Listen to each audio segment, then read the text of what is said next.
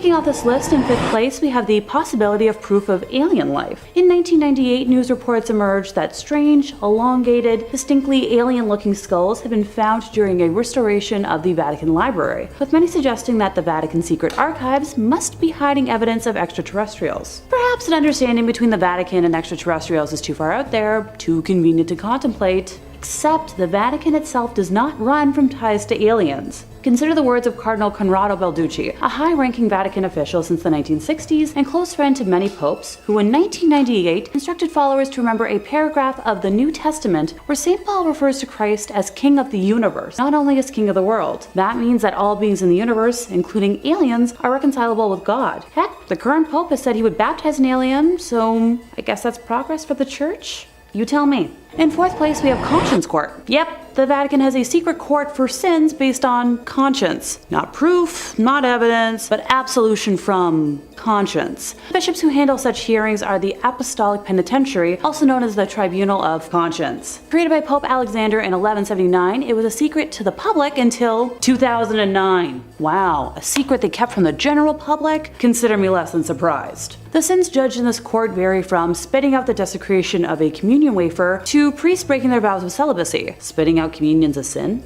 News to me. I can think of a lot of icky priests that should go to real court for how they broke their vows, not a court where they're simply forgiven. Sinners who seek absolution have to write a petition to the Holy See. They use pseudonyms to protect their identities and submit the petition to the tribunal. The tribunal considers the matter, but the decision-making lies with the major penitentiary, and if he is uncertain, then he submits the matter to the Pope.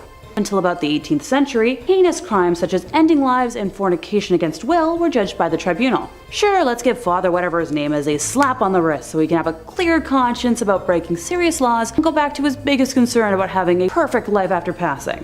Because that's the priority for serious crimes. Same with using a fake name for protection. Really great. Number 3, Father Daniel Petrocorgano. When you take the cloth, you get called on for all sorts of things: marriages, funeral rites, confessions, and in the extreme cases, exorcisms, where you're the last line of spiritual defense against a demonic spirit that has taken host of someone else's body. Of course, exorcisms don't always go the way that you would hope. You know, sometimes a little pea soup gets fired across the room. Sometimes the person you're exorcising accidentally dies from your neglect. You know, anything can happen, really. Father Daniel Petrocorgano believed that a member of his flock, a nun in the convent, one Sister Marcia Corici, became the unwilling host to a demon that had moved in and paid first and last for rent inside her soul. Now, she was experiencing classical symptoms of schizophrenia, but Corgano believed it to be demonic possession. Sister Corici was bound at her ankles and wrists and given holy water to drink, which she threw up. I don't really blame her. I bet it probably tastes weird. Rather brutally, after this, Sister Corici was bound to a cross and was gagged with a wet cloth soaked in holy water, which we already know she doesn't like the taste of. From here, she was cruelly subjected to a round-the-clock exercising over the course of 3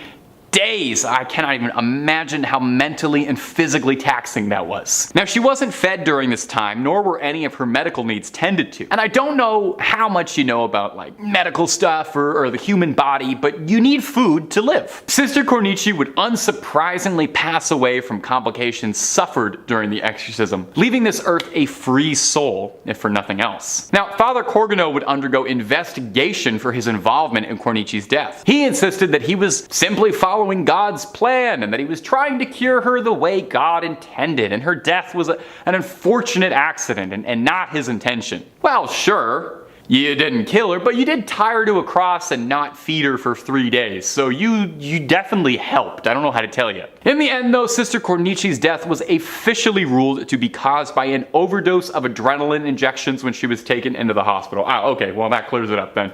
Total accident. Number 2, the wild and wacky life of Pope Benedict IX. Over the years, there have been many controversial popes. In fact, I would bet you can probably find more popes wrapped in controversy than not. While it's kind of pointless to compare sins on a sort of moral scale, it's hard to argue that few popes got up to even half as much chaos and trouble as Pope Benedict IX. So notorious, he once sold the position when he got bored of it. He was just done. He sold it. It said he began his pontification when he was a young man because his family wanted it. They just wanted it. They wanted him to be pope. Benedict loved the lifestyle and behaved the way Joffrey Baratheon would, spending his money on women of the night, hosting lecherous, wild, erotic parties with all manner of man, woman, and apparently animals as well. He really was not picky. It wasn't long before there were conspiracies being drawn up to assassinate the Pope, if you can believe that. Imagine that. There were guys sitting around a table being like, hey,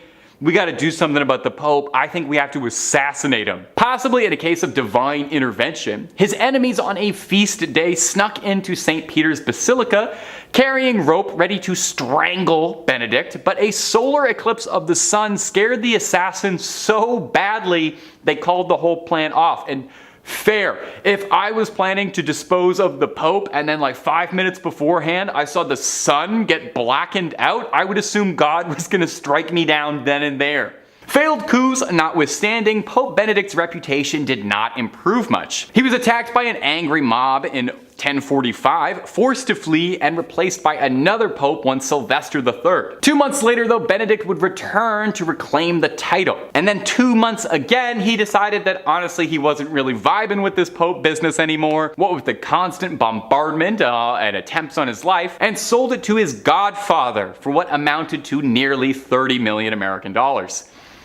Imagine buying the Pope. Imagine the highest seat you can have in the Catholic Church and you bought it. If you can believe it, like Emperor Palpatine, somehow Pope Benedict returned. They just could not get rid of this guy. King Henry III of Germany had arrested Pope Sylvester for being a false pope, and the godfather Benedict sold the throne to had given up the seat, admitting that it was wrong for him to buy being the Pope. It was wrong to buy the papacy. I could have told you that. Henry appointed a new German Pope while Benedict was in hiding, and then that Pope passed away mysteriously 8 months later after being poisoned, which many historians suspect Benedict had his little fingers in. So Benedict came back to be a Pope for a third time, and no one was putting up with this. Henry III sent troops to drag him out of the basilica, and he spent his dying years in a monastery where he is now remembered as one of the worst popes in history. But he sounds fun. Number 1, Oliver O'Grady. All of these people have been awful or downright embarrassing examples of priests, and yet Oliver O'Grady might be the worst of all of them.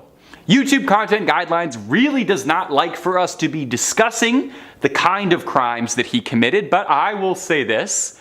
If I say a Catholic priest committed a crime, it's the first one that you're imagining right now. It's that one. And if you don't know what I'm talking about, you might not be old enough to watch these videos. O'Grady began his career in the early 70s and committed innumerable immoral, irredeemable acts on the most vulnerable members of his flock. By 1993, he was convicted and sentenced to a 14-year prison sentence and a $7 million settlement to the victims whose families and lives he'd ruined. However, and if you don't want your day ruined, pause this video, open up another tab, go watch a video of some like kittens playing or anything. Nothing good is about to happen here. He only served half that sentence. He served 7 years and was then paroled and deported in Ireland.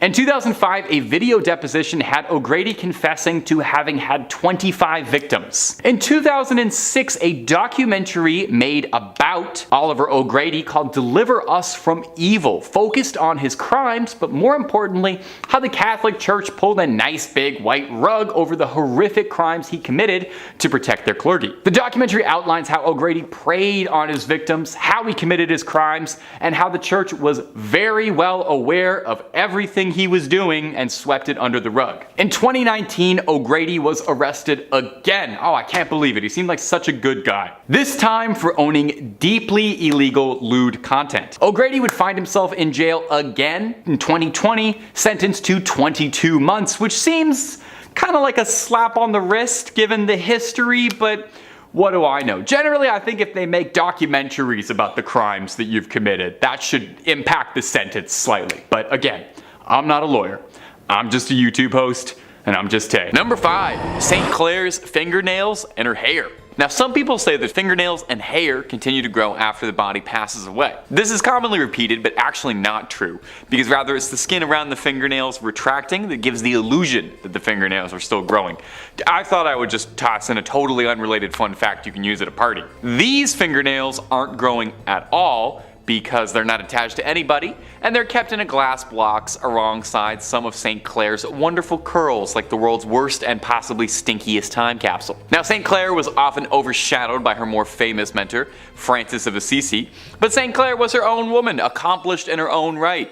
She founded her own order of nuns, the Poor Clares. Inspired by Francis's teachings when she was a teenager, she renounced the world and founded an order based on the ideals of extreme poverty and contemplation. I should probably look into this order because being extremely broke and contemplating being extremely broke is about 99% of what I do. The order spread popularity and houses of Poor Clares were established far away from her home convent in Assisi. Now, it's said that part of what made St. Clair's decision to give up the worldly life so inspiring was that not only was she blessed to be born into a family of great wealth, but oh va va voom, St. Clair was a real stunner. Now, you know, the depictions we have to work with may not look like much, but they called her the first Jenner for her luscious lips and flowing locks. As proof of her devotion, Frances trimmed her beautiful extravagant hair as a physical manifestation of rejecting her former vain existence. As you can see, I'm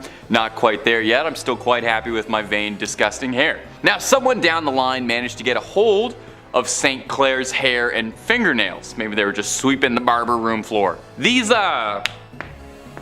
treasures, for lack of a better word, were kept and encased in a reliquary at the basilica named in her honor. This also contains a rock crystal flask with her fingernails.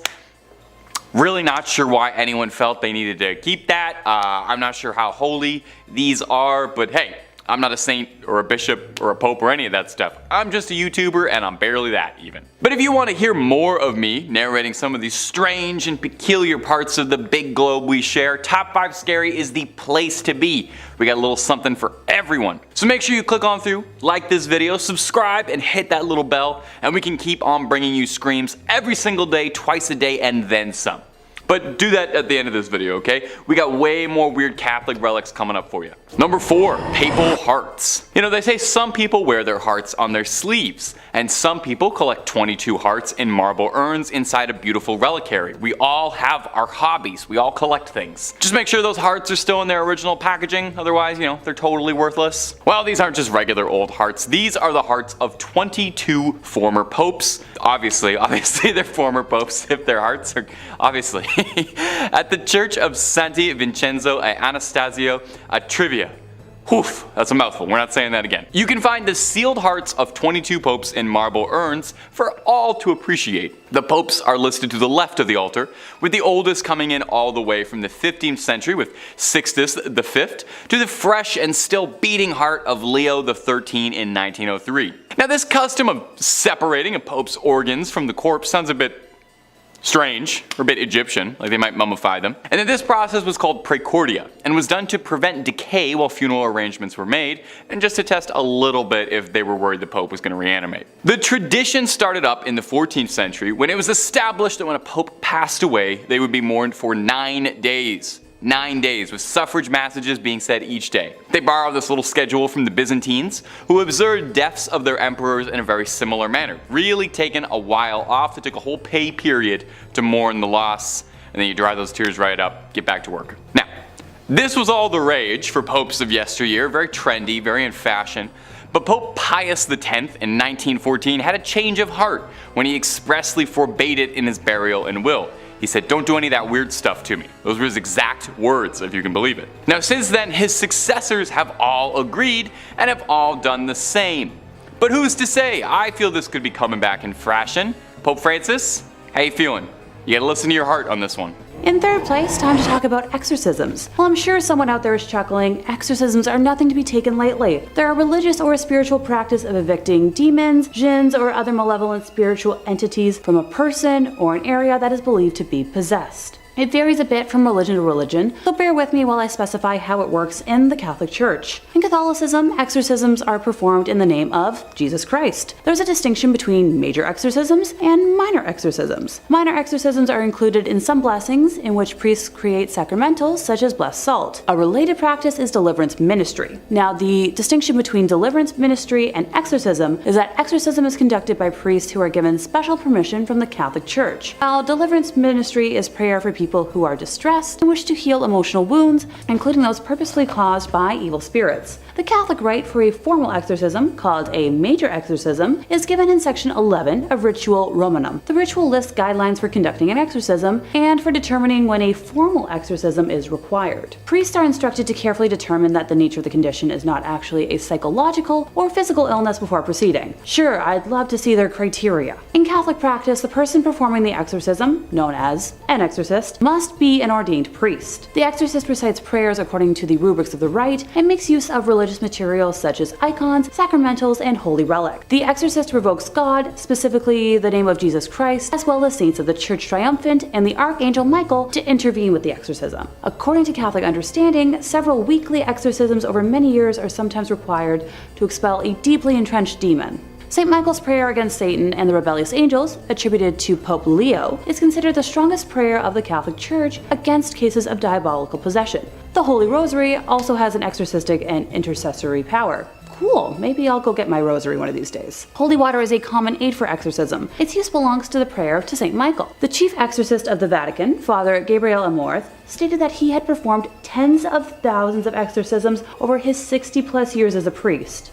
Oh my gosh. Additionally, popes have performed exorcisms. Father Amorth states that in 2009, Pope Benedict slammed Satan out of 2 guys, and in 2000, Pope John Paul II attempted to exorcise a woman, but failed to do so. Father Amorth later witnessed the possessed woman crawling up the walls like a spider. Interesting. In Roman Catholicism, exorcism is a sacramental but not a sacrament, unlike baptism, confession, First Communion. Unlike a sacrament, exorcism's integrity and efficiency do not depend on the rigid use of an unchanging formula or the ordered sequence of prescribed actions. Its efficiency depends on 2 elements: authorization from valid and illicit church authorities, and the faith of the exorcist. Ever since the rise of the popularity of exorcisms in the movie of, similar name, the church has tried hiding that they still practice them, but we know better. Number 2 on our list is the Vatican Bank. Yeah, totally not suspicious at all. Buckle in because there is a lot to unpack here. Formerly known as the Institute for the Works of Religion, the Institute, or the IOR for short, was founded in June 1942 by papal decree of Pope Pius XII. Guess when they presented their first public operations report? Nope, not 1943. Try again, I'll wait. Nope, not even in the 1900s.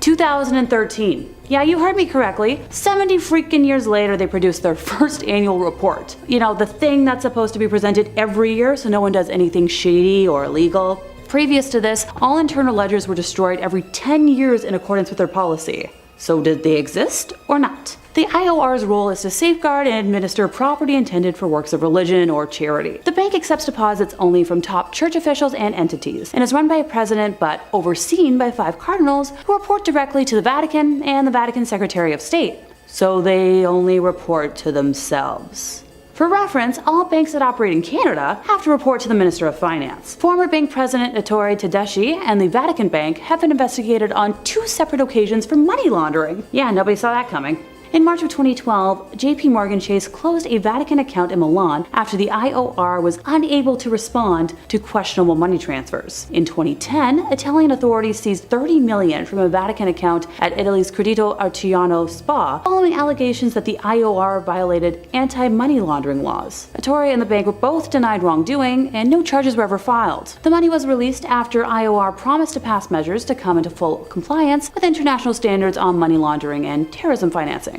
Yeah, those measures, as of 2023, still have not been passed. In September of 2019, German Cardinal Reinhard Marx, who was in charge of the Vatican's Economic Council, confirmed that Pope Francis had instructed him to reduce costs in an effort to eliminate a deficit that is estimated to be around 70 million euros. Don't get excited. That's not a concrete number from them, because that would be, too transparent. The exact amount is up for debate because the Vatican has not published a budget since 2015 and has been without an in-house auditor for 2 years. Pardon me while I slowly blink here. The Vatican enjoys a property tax break for all non-commercial properties containing a chapel. So using this loophole between the years 2006 and 2011, the Vatican evaded taxes that amounted to about 4 billion euros. The European Court of Justice ruled this illegal, and the Vatican had to cough up 4 billion euros as post-dated tax. Sure, because every normal organization has that kind of money just lying around. The Vatican did not entirely pay for evading taxes, and it's argued that if you take into account the taxes they evaded dating back to 1992, the total amount's going to be over 13 billion euros. That's right, billion. On the 28th of June in 2013, 3 people were arrested by the Italian police on suspicion of corruption and fraud, having planned to smuggle 20 million in cash from Switzerland into Italy. One of those people arrested was Monsignor Nunzio Scarano, previously senior accountant at APSA, the Vatican's administration of the Patrimony of the Apostolic See. Try saying that 5 times fast. In January of 2014, he was further charged with money laundering through IOR accounts in yet another investigation. I'm seeing a pattern here. Are you? According to a police statement, millions of euros in false donations from offshore companies had moved through his accounts. Already in July of 2013, the IOR had frozen the money in his accounts. In July of 2016, Nunzio was acquitted of allegations of corruption, but was given a 2-year sentence after being convicted of lesser charges of making false allegations. His money laundering trial in his hometown of Salerno is still pending at this time. The other person arrested was a bank person and a former Secret Service agent. In February of 2017, a court in Rome convicted 2 former top Vatican bank officials, Paolo Cipriani and Massimo Tullioff, for omissions in communications involving 3 small transfers. Paolo was a former Vatican bank director, and Massimo was his former deputy. They were, however, acquitted of a more serious money laundering charge, which involved 60 million in transfers, and were sentenced to 4 months and 10 days in prison. They were also forced to return $6,000 each. Oh, so glad they had to return so much of that money. In 2018, Vatican prosecutors indicted former Vatican Bank president Angelo Caloia and an attorney, Gabriele Liuzzo, for embezzling $62 million and using a real estate scam between 2001 and 2006. Oh yeah, totally a safe bank to put money in. And in first place, we have some unethical history German stuff. Thanks to guidelines, I have a lovely dictionary of words I cannot say, so I'll try to give y'all a little list right now. Yahtzee gonna represent a group that carries about, a very distinct flag, and evil dictator Schmiedler is their leader. But I'll just use evil dictator or cruel dictator. I hope y'all can follow along, because things are about to get dicey. Remember that bank I just talked about? Yeah, time to get even more in depth. A filed lawsuit claims that during the dictator's reign, Vatican Bank received at least 200 million Swiss francs from his puppet Utasha regime, money that his followers allegedly looted from groups of people they set out to eliminate. The class action suit, headed up by attorney Keelan Friesen at Minneapolis law firm Zimmerman Reed, involves 2,000 plaintiffs who are seeking an accounting of purported funds as well as restitution that can amount to around $200 million.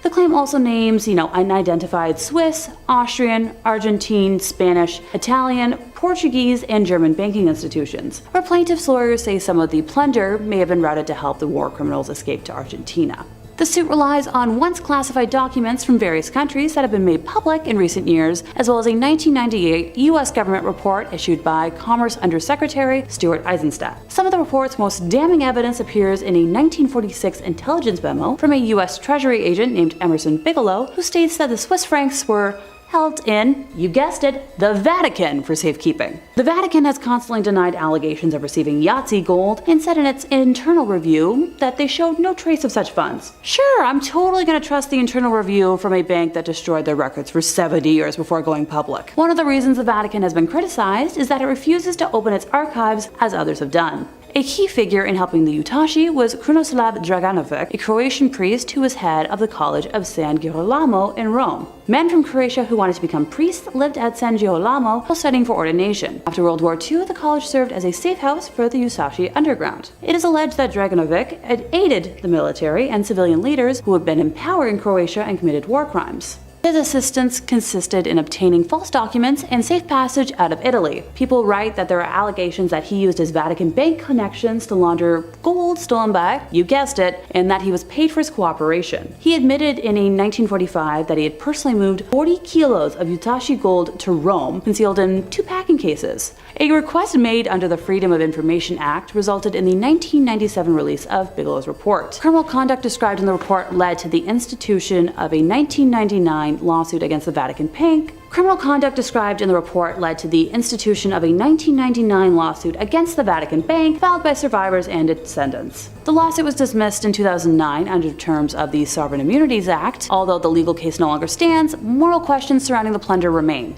Yeah, I've got a few questions of my own. Now, ever since allegations concerning the Vatican Bank and the Croatian plunder became public, requests have been made to the Vatican to allow access to archival documents from the time of Pope Pius. Pius was Pope from 1939 until 58, and if there's anything, it would be found on documents from his papacy, if they still exist. According to Gerald Posner in God's Bankers, following tradition, documents relevant to Pope Pius could have been made public on March 12th of 2014, 75 years after his election as Pope, but you guessed it, the date passed without any release of those documents. At a 1997 conference on looted Yahtzee gold in London, the Vatican was the only one of 42 countries that rebuffed all requests for archival access. At a 1998 restitution summit in Washington, it ignored an emotional plea by U.S. Secretary of State and stood aside as 44 countries approved an ambitious plan to return, icky looted art and property, settle unpaid life insurance claims, and reaffirm the call for open access to that time era archives. Subsequent pleas for opening the files by Bill Clinton, the State Department, and other organizations went unanswered.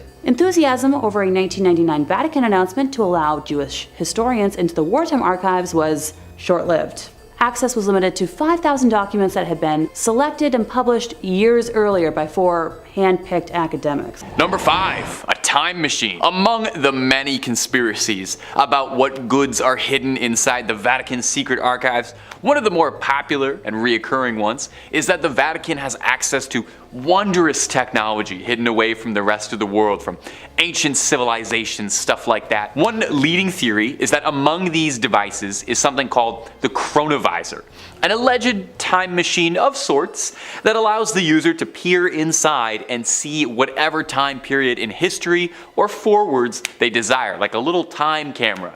Doctor Who would love it. One Italian monk, one Pellegrino Ernetti, claimed that he developed the chronovisor at some point during the 1950s with a team of 12 esteemed scientists who all wished to remain anonymous in the process. I would put my name on that if I invented time travel, personally. I'd want people to know. The chronovisor is described as consisting of antennas and an unknown metal that's really good at looking through time, a little knob for tuning to a particular time and place, and a screen and recording device. Ernetti described that he and his team used this machine to view speeches by Mussolini and Napoleon, scenes from ancient Rome, and the crucifixion of Jesus Christ, which they allegedly tried to take a photo of. Now, obviously no one's seen the chronovisor. If such a device was to exist, it would naturally be pretty secretive. An Italian magazine in the 1970s claims that they found that image of Christ's crucifixion, the photo that was taken through time, only to discover that it was actually just a postcard. So this one's a bit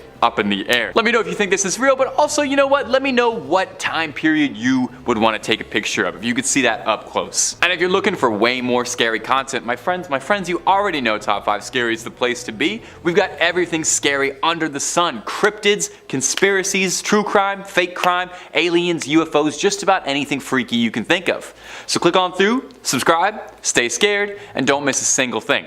But keep watching this video too, okay? We worked hard on it. Number 4, the 3 secrets of Fatima. Over 100 years ago, 3 young people in Portugal from the town of Fatima claimed that they were visited by the Virgin Mary herself in a vision, and the Madonna shared with them wondrous prophecies and visions onto them. These visions, allegedly, were the Second World War, the rise and fall of communism, and the death of a pope. And these were referred to as the 3 secrets of Fatima. Very cool prophecy stuff. Now, story goes that the Madonna would visit these 3 shepherds every 6 months on the 13th day of each month on the dot. She was very punctual. Influenza would end up claiming the lives of 2 of these prophets, leaving only one to share messages with the world, and then only briefly too. Conspiracies and conspiracists state that the things the Virgin Mary told the shepherds weren't quite reported on accurately, and in truth, the church knows the real secrets that were bestowed upon the Fatimans, and that these were way too dangerous to be let out and had to be suppressed and controlled for fear of civil unrest, possibly pertaining to things that could damage the church's good reputation or change the nature of society as a whole. Maybe the answer as to whether or not that dress was white and black or gold and blue the whole time. An alternate conspiracy is that there were more secrets that the church knows about but refuses to share. Maybe 4 secrets of Fatima. That makes sense. They're called the secrets of Fatima, not the tell everybody's of Fatima. You want my theory? My conspiracy? Virgin Mary told those shepherds of Fatima the recipe for KFC and Coke, and the Vatican realized quickly that information is just too sensitive. That's gotta stay under wraps. Number 3, the holy souls of purgatory. Purgatory, in Catholic belief, is kind of like a giant waiting room while the upper management figures out just where exactly they're going to find a good spot that's best for you. Well, that's simplifying it a bit, obviously. The soul is thought to be stranded in purgatory until it atones for its earthly sins, but you can hurry the process up just a little bit if your loved ones back on earth are praying for you. In the back of the Chiesa del Sacro Cuore del Suffragio del Piccolo Museo del Purgatorio, or Museum of the Holy Souls in Purgatory, holds a collection of relics that have been singed by the hands of the souls of those trapped in purgatory. These burned handprints are believed to be the souls trying to communicate that their loved ones need to pray harder. I don't know about you, but I would definitely start praying real hard if burned handprints started showing up in my books, but I would be praying for an exorcist, more likely. Now, this is kind of interesting, and I didn't even know this. Purgatory isn't even mentioned directly in the Bible, but the concept of purgatory dates back to the 11th century. This notion that trapped souls needed to be freed came from a story told to the Abbot Odilo of Cluny by a monk returning from the Holy Land. He told this story about how this ship had been wrecked, that he'd been cast ashore on a mysterious island, and a hermit who lived on the island related his own story of a chasm from which screams of trapped souls and demonic flames rose and ravaged. He told of how the demons would complain about losing souls when your loved ones would pray for their behalf. So November 2nd was established as All Souls Day. Everybody, all the souls. Where it was believed that prayers by the living could help get all of those trapped dead in purgatory loose. You know, it's kind of like that one episode of The Simpsons where the town comes together to get Bart out of the well. It's a similar enough concept, you know. They sang a song, you pray, souls get out, Bart gets out, pretty much one and the same. This particular collection of burned relics in particular, though, was collected when Victor Jouet, the missionary behind the collection, experienced a fire that burned part of the original suffragio, leaving behind a scorched image of a face that he believed was a trapped soul. Now, again, just me personally, but if I saw a face burned into one of my possessions, I would move entirely, call an exorcist, be putting salt circles around my feet for the rest of my life, but I appreciate what he did too. Number 2, the Santa Maria della Concesione crypts. Whew, my Italian is not as good as it should be. Inside the Santa Maria della Concesione crypts, as many as 4,000 friars lie here. Well, lie is probably the wrong word, as they hang here is probably a more accurate description, as these 4,000 bodies are hanging from the rafters, decorating the space of every inch of the church. Now, it might seem a bit grim or beautiful, depending on your twisted point of view. We're a scary channel, I ain't gonna judge you. There's a certain chic to it. But I wouldn't be surprised if they have to spend a few hundred a month on keeping air fresheners and incense just running all the time there. Now, you might reasonably be wondering, hey, why do they hang bones from the wall like they're throwing a Halloween party and no one went to the store to get actual decorations and they had to make do with what they had? Well, they're not just festive. The practice dates back from the 16th century when the Capuchin friars, not named after the monkey but because of the hoods they wore, left the friary of St. Bonaventure to come live at Santa Maria della Concesione. They were ordered by the Pope's brother at the time to bring the remains of deceased friars with them to their new home so that all the Capuchins could lie together. With a huge amount of bodies on their hands, the brothers decided to get a little fun with it and decorate the walls of the crypts with their bones as a way of reminding them that death comes for all of them. Surely there's a slightly easier way to remind you of the ever-present mortality that hangs over us than literally hanging a bunch of pelvises to the buttresses, but what do I know? A plaque in the crypt reads, "What you are now, we once were. What we are now, you shall be." Which is grim. No way around it. The crypt contains a little bit of everything inside you. Crypt of skulls, lovely load of leg bones, and the star of the show is definitely the crypt of pelvises. Oh, make sure you get a photo in there.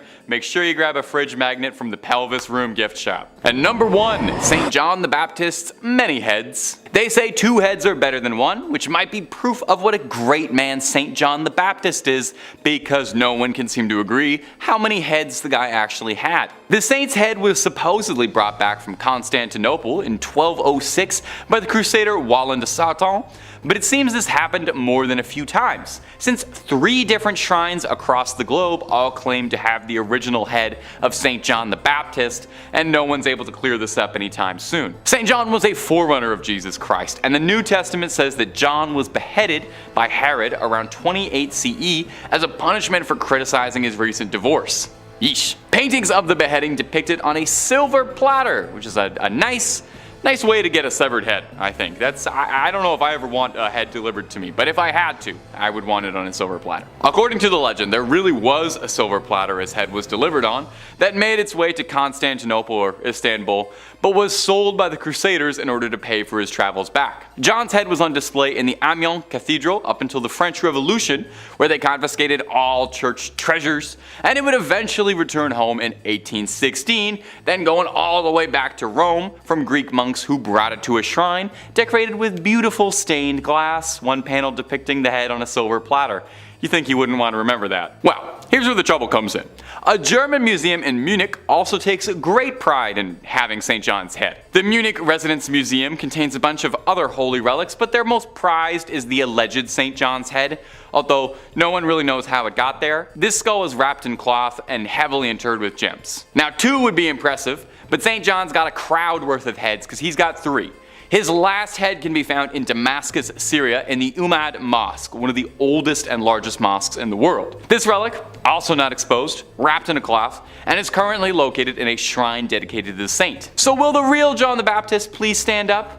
Or do all 3 of these heads actually really belong to him, and he had to be beheaded 3 times for it to take? You know what, don't answer that. I'm not sure if that's something I really want to know. In 5th place, we have an exorcism filmed through a peephole. So it's no secret that exorcisms are still a practice done today, but the Catholic Church really likes pretending that they don't because of the negativity around it. Technically speaking, the Catholic Church authorizes the use of exorcism for those who are believed to be the victims of demonic possession. Specifically, in Roman Catholicism, which is what I grew up with, exorcism is a sacramental but not a sacrament, so unlike baptism, confirmation, first communion, or confession. Unlike a sacrament, exorcisms depend on 2 elements: authorization from valid and legitimate church authorities and the faith of the exorcist. The church will ask publicly and authoritatively in the name of Jesus Christ that a person or object be protected against the power of the evil one and withdrawn from his dominion. Now, the rite of exorcism was revised in January of 1999, making it a lot less Latin, and assumes that, possessed persons retain their free will, although the demon may hold control over their physical body, and involves prayers, blessings, and invocations with the use of the document of exorcisms and certain supplications. Typically, the individual will be restrained, and the priest will perform a ritual of prayers to remove the evil spirits. Solemn exorcisms, according to the canon law of the church, can be exercised only by an ordained priest or higher, with the express permission of the local bishop, and only after a careful medical examination to exclude the possibility of mental illness. The Catholic Church has between 500 to 600 official exorcists, with the vast majority operating in Latin America and Eastern Europe. Now that we're all clear on the formal definition of exorcisms, time to dive into this lovely 2014 video. The ritual was captured on camera by a man who heard the shrieks of the woman inside the sanctuary and filmed it through the peephole of a door. The incident occurred at the Assumption of the Virgin Mary Church in Vranov, Nadjai, in February of 2014. The church's priest, Marek Dunda, confirmed the video is real, but only said that if something is filmed through a keyhole, there's nothing more to say about it. Which is a dodging the question kind of answer if I've ever heard one. He told the newspaper he was talking to that he carries a mandate from his bishop to perform exorcisms, and also said that the group were asking God to protect and to liberate the person, including using a Latin prayer asking for help, and of course it helps. Pardon me. I'm no expert on exorcism rituals yet, but if you have to state that something of course helps, in my personal experience, it's a smidge sketchy. It's very hard to tell what is happening in the video, but it appears that at least 2 people surround the woman, who can be heard screaming in agony with momentary pauses in between for the duration of the, just under 2-minute long video. Daniel Trokta, who, shot the video after hearing the screams, warns people in the description to watch the chilling footage while wearing headphones, which is what I did. When asked about the condition of the woman in the video, the priest said any details about her or her state were private. And while I'm glad the church is respecting her privacy, I hope that the poor woman has been cured and healed. As much as I joke about it, demonic possession is no pleasant or laughing matter. In fourth place, we have footage from 2020. Okay, before anyone out there panics, I'm talking about the American news magazine that's been, broadcasted on TV since June of 1978. Not the awful year in recent history that we're not going to talk about, because that was awful. On April 5th of 1991, the show featured a segment that showed an actual Roman Catholic ritual of casting out demons, videotaped at a nun's home in suburban Palm Beach County. The segment shows the affected girl, referred to only as Gina, as she thrashes under the effect of ancient prayers, is sprinkled with holy water, and, has a cross being pressed to her head. Common stuff. The girl retches, writhes, yowls, and bares her teeth. She says, "Get out of here! Me not wanna leave!" shrieking all this at the priest, as one hand snaps the gauze bonds tying her to the chair. By the way, apparently if the exorcism team hadn't tied her down, she might have levitated to the ceiling. How very Willy Wonka. At the time, the March 25th issue of US News and World Report carried no fewer than 5 articles on hell and the devil, citing a poll that 6 out of 10 Americans believed in the netherworld, which is 2% more than in the church heyday of the 1950s. Another poll, released in August of the same year, said 55% of Americans believe in the devil and 49% in demonic possession. I'd love to see those results today, but I couldn't find them sadly. Most Catholic leaders say possession is rare, with Reverend Kenneth Doyle, Communications Director for the National Conference of Catholic Bishops, stating he's only heard of about a handful of exorcisms in the last 40 years, but I feel like that's just a PR statement. Here's the thing. When churchmen do perform an exorcism, they almost never talk about it. The main exorcist in this entire report is known only as Father A, and his face is kind of obscure. Sister Lois Schaefer and the Reverend Walton Dockerell of St. Rita Parish near West Palm Beach, who took part in the exorcism, said through a secretary that, no comment. Palm Beach Bishop J. Keith Simons, who permitted the taping, issued only a 4-paragraph statement, saying that the devil really exists, he is powerful and actively at work in the world today, as through the centuries, which echoes what Cardinal John O'Connor of New York said. Now, it was O'Connor's remark that there can be no question about the reality of the devil that initially drew the interest of 2020, especially after the church got about 75 requests from around the country to investigate possible cases of possession. That job fell to the Reverend James LaBar, a specialist in the occult, who looked into some of the initial claims and decided that Gina in South Florida was genuinely being tormented by demons. According to the report, she experienced psychotic episodes, plus visions of demons and dead persons. Oh, I don't wish that on anybody. Her mother says she tried visits to a spiritist and to various hospitals, and in the footage, the priests say the girl is controlled by 10 evil spirits. They meet her violent reactions by following the prayers and the gestures of the rite. The ordeal took about 6 hours, and this isn't really uncommon for exorcism lengths. Before the procedure even took place, Father A mentioned how it's a terrifying experience at times, and that he, could die tomorrow, or be attacked and taken over. Evil spirits like to take their time leaving a body, and not without a fight, and that leaves all of the parties involved extremely drained and exhausted, and vulnerable. Also quoted is Dr. Warren Schlonger of Miami Children's Hospital, where Gina was treated before and after the exorcism, and he did note that her condition improved afterwards. Father A, though, is still troubled. He believes the devil is disturbing his sleep, attempting to weaken and destroy him. He counts that as the price he must pay as a church point man against demons. Now, I know, someone's about to ask, but Alexa, didn't you say you'd be talking about hidden footage? The church tried taking this footage down from the internet because they didn't want it to be public anymore, but thankfully they haven't succeeded. Number 3. Hyacinth of Caesarea. Our next entry is the bones of Hyacinth of Caesarea, another Catholic mummy.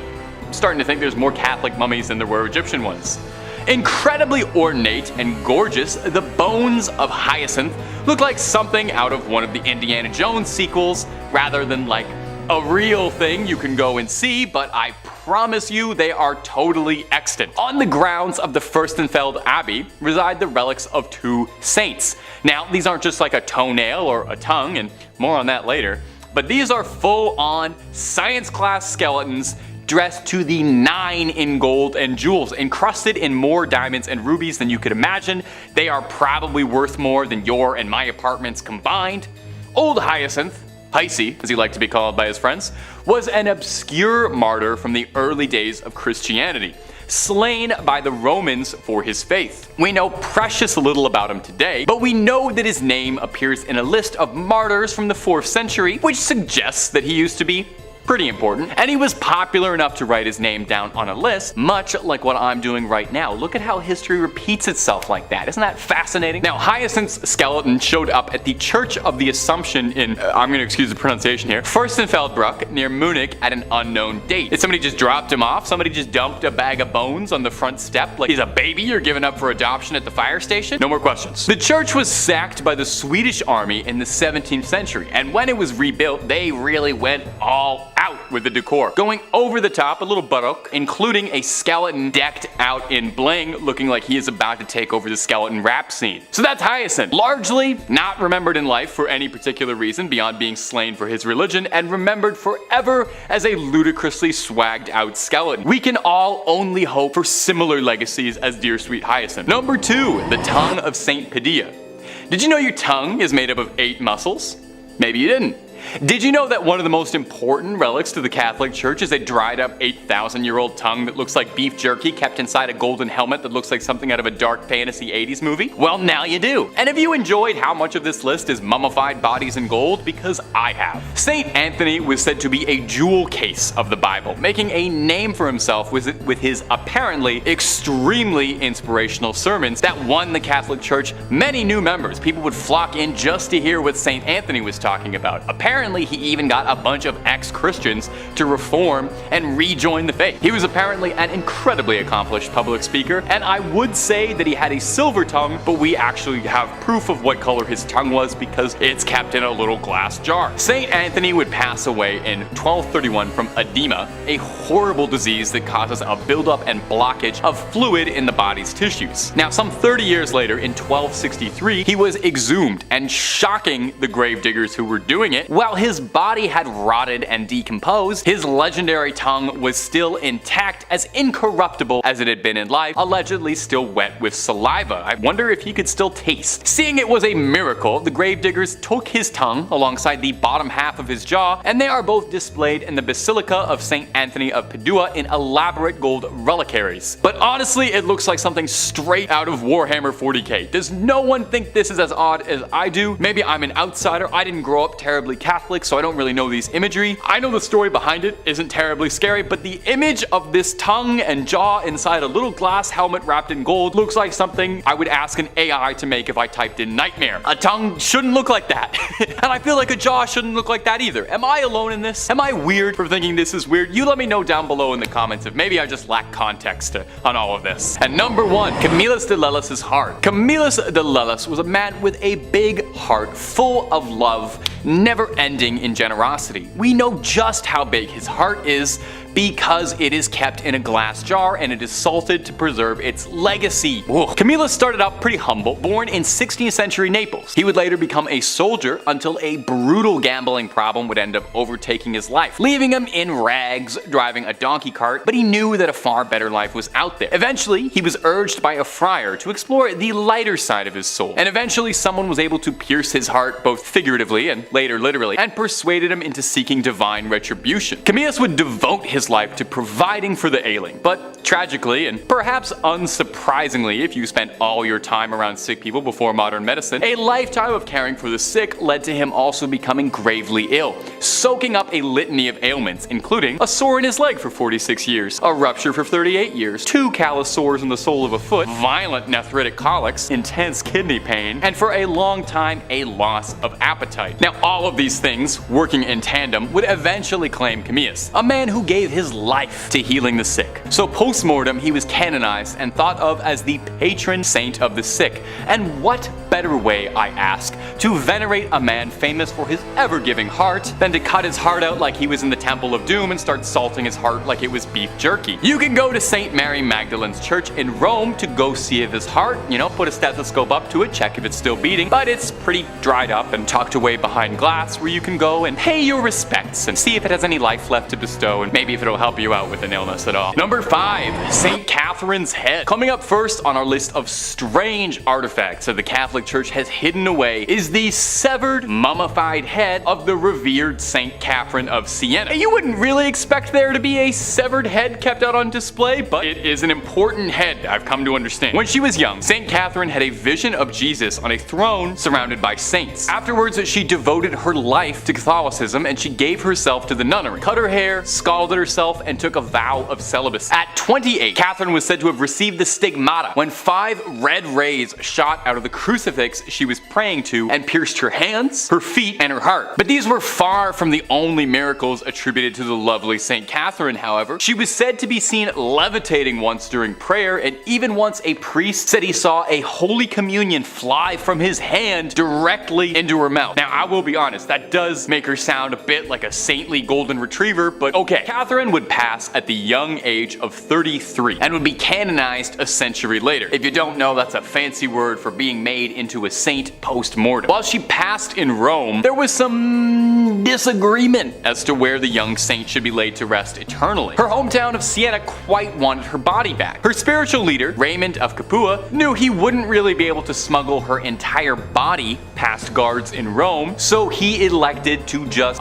take her head in a bag, which normally would be terrifying behavior, but it's good here. The story goes that when the guards intercepted Raymond, he prayed to Catherine, and when they looked inside his sack, they found naught but a collection of rose petals and not a severed head. Her final miracle. Now, the head was placed in a reliquary. That's a difficult word to say, especially on a teleprompter. The head was placed in a reliquary where it still remains today, and you can go and pray to it, and I promise it's not gonna blink or anything at you, even though it looks like it just might. And if you're looking for way more stories of creepy relics locked away, haunted object, cursed things, cryptids, conspiracies, aliens, the whole scary 9 yards, Top 5 Scary has all of that and then some. So hit that little bell, hit subscribe, and make sure you do not miss a single thing. Do it after this video, okay? We got way more creepy things locked away coming up for you right now. Number 4, the Grand Grimoire. Our next entry has been formally referred to as the Gospel of Satan, and is said to be a cursed book whose knowledge had to be sealed away to protect humanity. So this might be the most deadly book ever published after Hop on Pop. The Grand Grimoire, who is said to have been penned by a priest in the 16th century, who was possessed by a litany of demons who compelled the man to put their knowledge to paper. Acting as a scribe for these demons, the man wrote everything they knew about dark incantations, spells, instructions on how to cast rituals, ways to bind a demon to you to make it your little minion and do your bidding. Wait, a demon gave instructions on how it wants to be bound to a human to serve humans? Freaky little demon. That's not all too. There is a step-by-step recipe for a little necromancy if you're down to dabble in some dark arts and make some bones dance to your rhythm. The book really covers all the fun stuff you have been told not to do. It's not just brimstone and hellfire neither. There's rituals to help manipulate luck, how to conduct a seance, and I actually think this is adorable. There's even ways to make people love you in there. But dating tip from old Tay,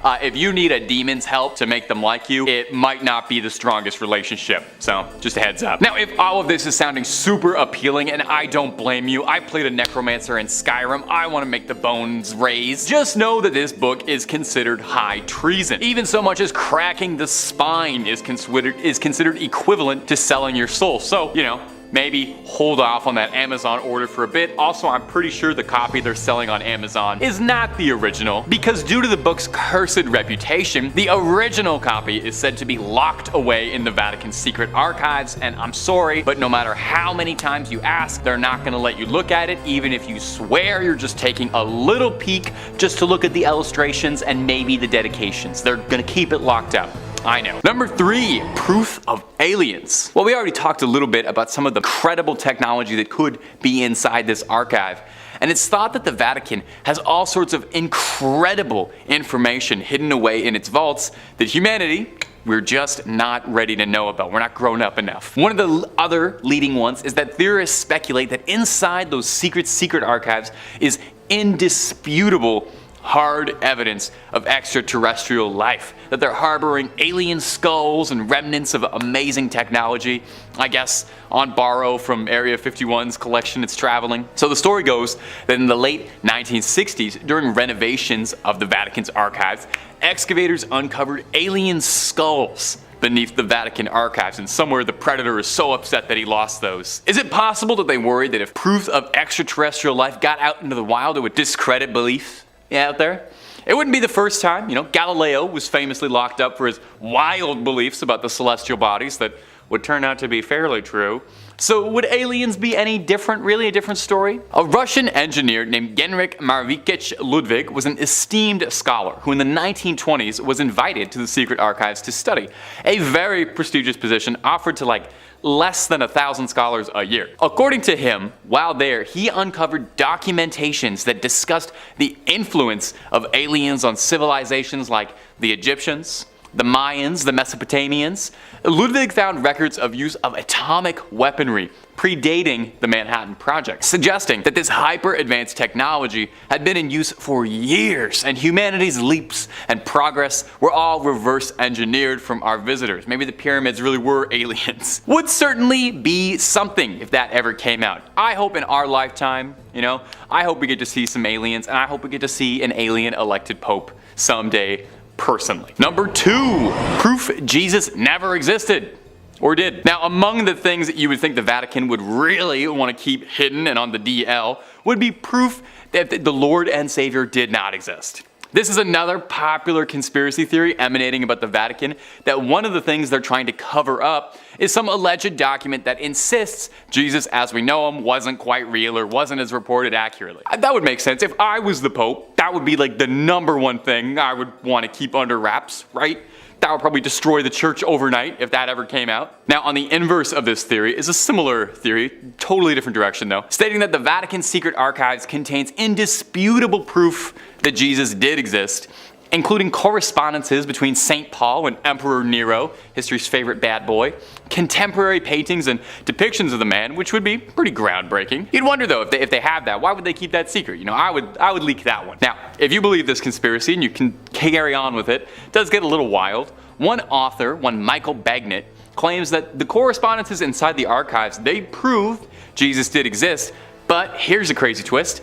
He didn't die on the cross, as we all know, but rather there was a very complicated scheme with Pontius Pilate to secretly fake Jesus' death to appease the citizens of Rome. Sounds a little bit more like the plotline to a Dan Brown novel. It's a little fantastical, and if true, would probably be the greatest conspiracy theory in human history, and maybe humanity's most tightly guarded secrets if there's any weight to it. So definitely, if they knew that, they would probably keep that under wraps, keep that in a drawer, locked up tight, not let anybody see that. Number 1, the Illuminati. Maybe this is one of the most widespread conspiratorial beliefs, maybe one of the oldest conspiracy theories out there, really, is that the Illuminati, the centuries-old secret society that once started in Bavaria, would eventually grow into an organization capable of challenging the church and overtaking it. And if you believe the conspiracies, it's clandestinely pulling the strings behind everything, controlling the world from the shadows, inserting key members of its order into the highest levels of government, religion, the Disney Corporation, the rap industry, and also including their symbols hidden in everything. That one, I guess, just for fun, just to, flex. May I just say though, if the Illuminati are real and controlling things, they have got to be the least kept secret order, imaginable, since, I'm talking about them. Well, the conspiracy goes that the Vatican is closely tied with the Illuminati, with some believing that cardinals and the papacy are all tied to Illuminati interests, and that the secret archives contain bountiful proof of this: memos, meetings, plans for world domination, etc. The Vatican's archives date back centuries, nearly 1,000 years worth of old papers, with some documents containing secrets of the Knights Templar, who are thought to be the originators of Freemasonry, the group that would become tied with the Illuminati. That's who the Illuminati was based on. Surely some of those Knight Templar meeting minutes would be particularly illuminating, if you'll pardon that absolutely horrible pun. Of all the ones on this list, I think this one is the most outright likely, since we know the Illuminati did stem from the Freemasons, and we know that there was a real Illuminati. That's an indisputable fact. And we know the Knights Templar. We know all of these groups did exist, and it's very likely that there are some secrets inside the Vatican's archive containing references to those 3 groups that could fuel the plot lines for the next 12 years of Assassin's Creed games. We got some good conspiracy stuff in there. Number 5, a close personal working relationship with Benito Mussolini. The Vatican isn't just the seat of the Catholic Church. It's also the smallest country in the world. Did you know that? Despite existing inside of Italy, the Vatican isn't part of Italy, but rather its own country, a little sovereign state. About 1,000 people live there total. But it hasn't always been that way though. It wasn't founded as its own separate city. And the reason it became that way is a little darker than I'm sure the church would like to admit to: a treaty with infamous fascist leader Benito Mussolini. In 1922, Mussolini and the National Fascist Party came to power, crushing democracy and putting up a pretty hostile dictatorship in its place. In 1929, Mussolini and the church came together to meet and sign a treaty, granting the church the status as a private enclave, a sovereign state inside of Italy. The deal was, Mussolini wouldn't bother the Vatican, and they wouldn't bother him. Mussolini even paid out a massive settlement, which the church invested and is believed to have been valued at $780 million, alongside the church getting tax exemption status and priests getting a healthy salary from the Italian government. All of those benefits you can thank fascist leader Benito Mussolini for. Perhaps most illuminating, however, was a clause that protected the Vatican's dignity, so to speak, meaning as part of their laws as a sovereign state, they were allowed to arrest and try anyone who criticized the people and the church. In exchange for signing this treaty, the Catholic Church publicly supported the fascist dictatorship and was recognized as Italy's official government. The Vatican's own newspaper printed shortly after the deal went down, "Italy has been given back to God, and God to Italy." And they had the support of someone who was involved in hundreds of thousands of deaths to thank. Isn't that fun? And if you're looking for way more church conspiracies, old secrets, relics, all kinds of things, ghouls, goblins, aliens galore, Top 5 Scary has all of that and then some. Really, we'll do just about anything on this channel. I'm talking about the church right now. So hit subscribe, make sure you ring that little bell as well so you don't miss a single scream, but you do that at the end of this video, okay? Because I got 4 more church scandals coming up for you right now. Number 4, the Banquet of Chestnuts. Believe it or not, this might shock you, more than a few popes have been less than pious. You know, we'll go deeper later in the list, but several popes would be on the naughty list. Among them, Alexander VI, who you might know better as Rodrigo Borgia. Rodrigo was said to have some pretty bizarre hobbies, even by papal standards. He apparently loved to watch horses mate. That was apparently one of his favorite ways to spend an afternoon. Once or twice, sure, you know, we all get curious, Rodrigo, but frequently, I don't know, man. I don't know. Maybe you have to be there. Anyway, that's not even the most controversial thing the Borgias were involved in. Seriously, look up the Borgias after this video, there was a lot. One of the most infamous things Rodrigo got involved in was called the Banquet of Chestnuts, sometimes referred to a little more colloquially as the Joust of... I don't really think I can say this and stay in the family-friendly guidelines.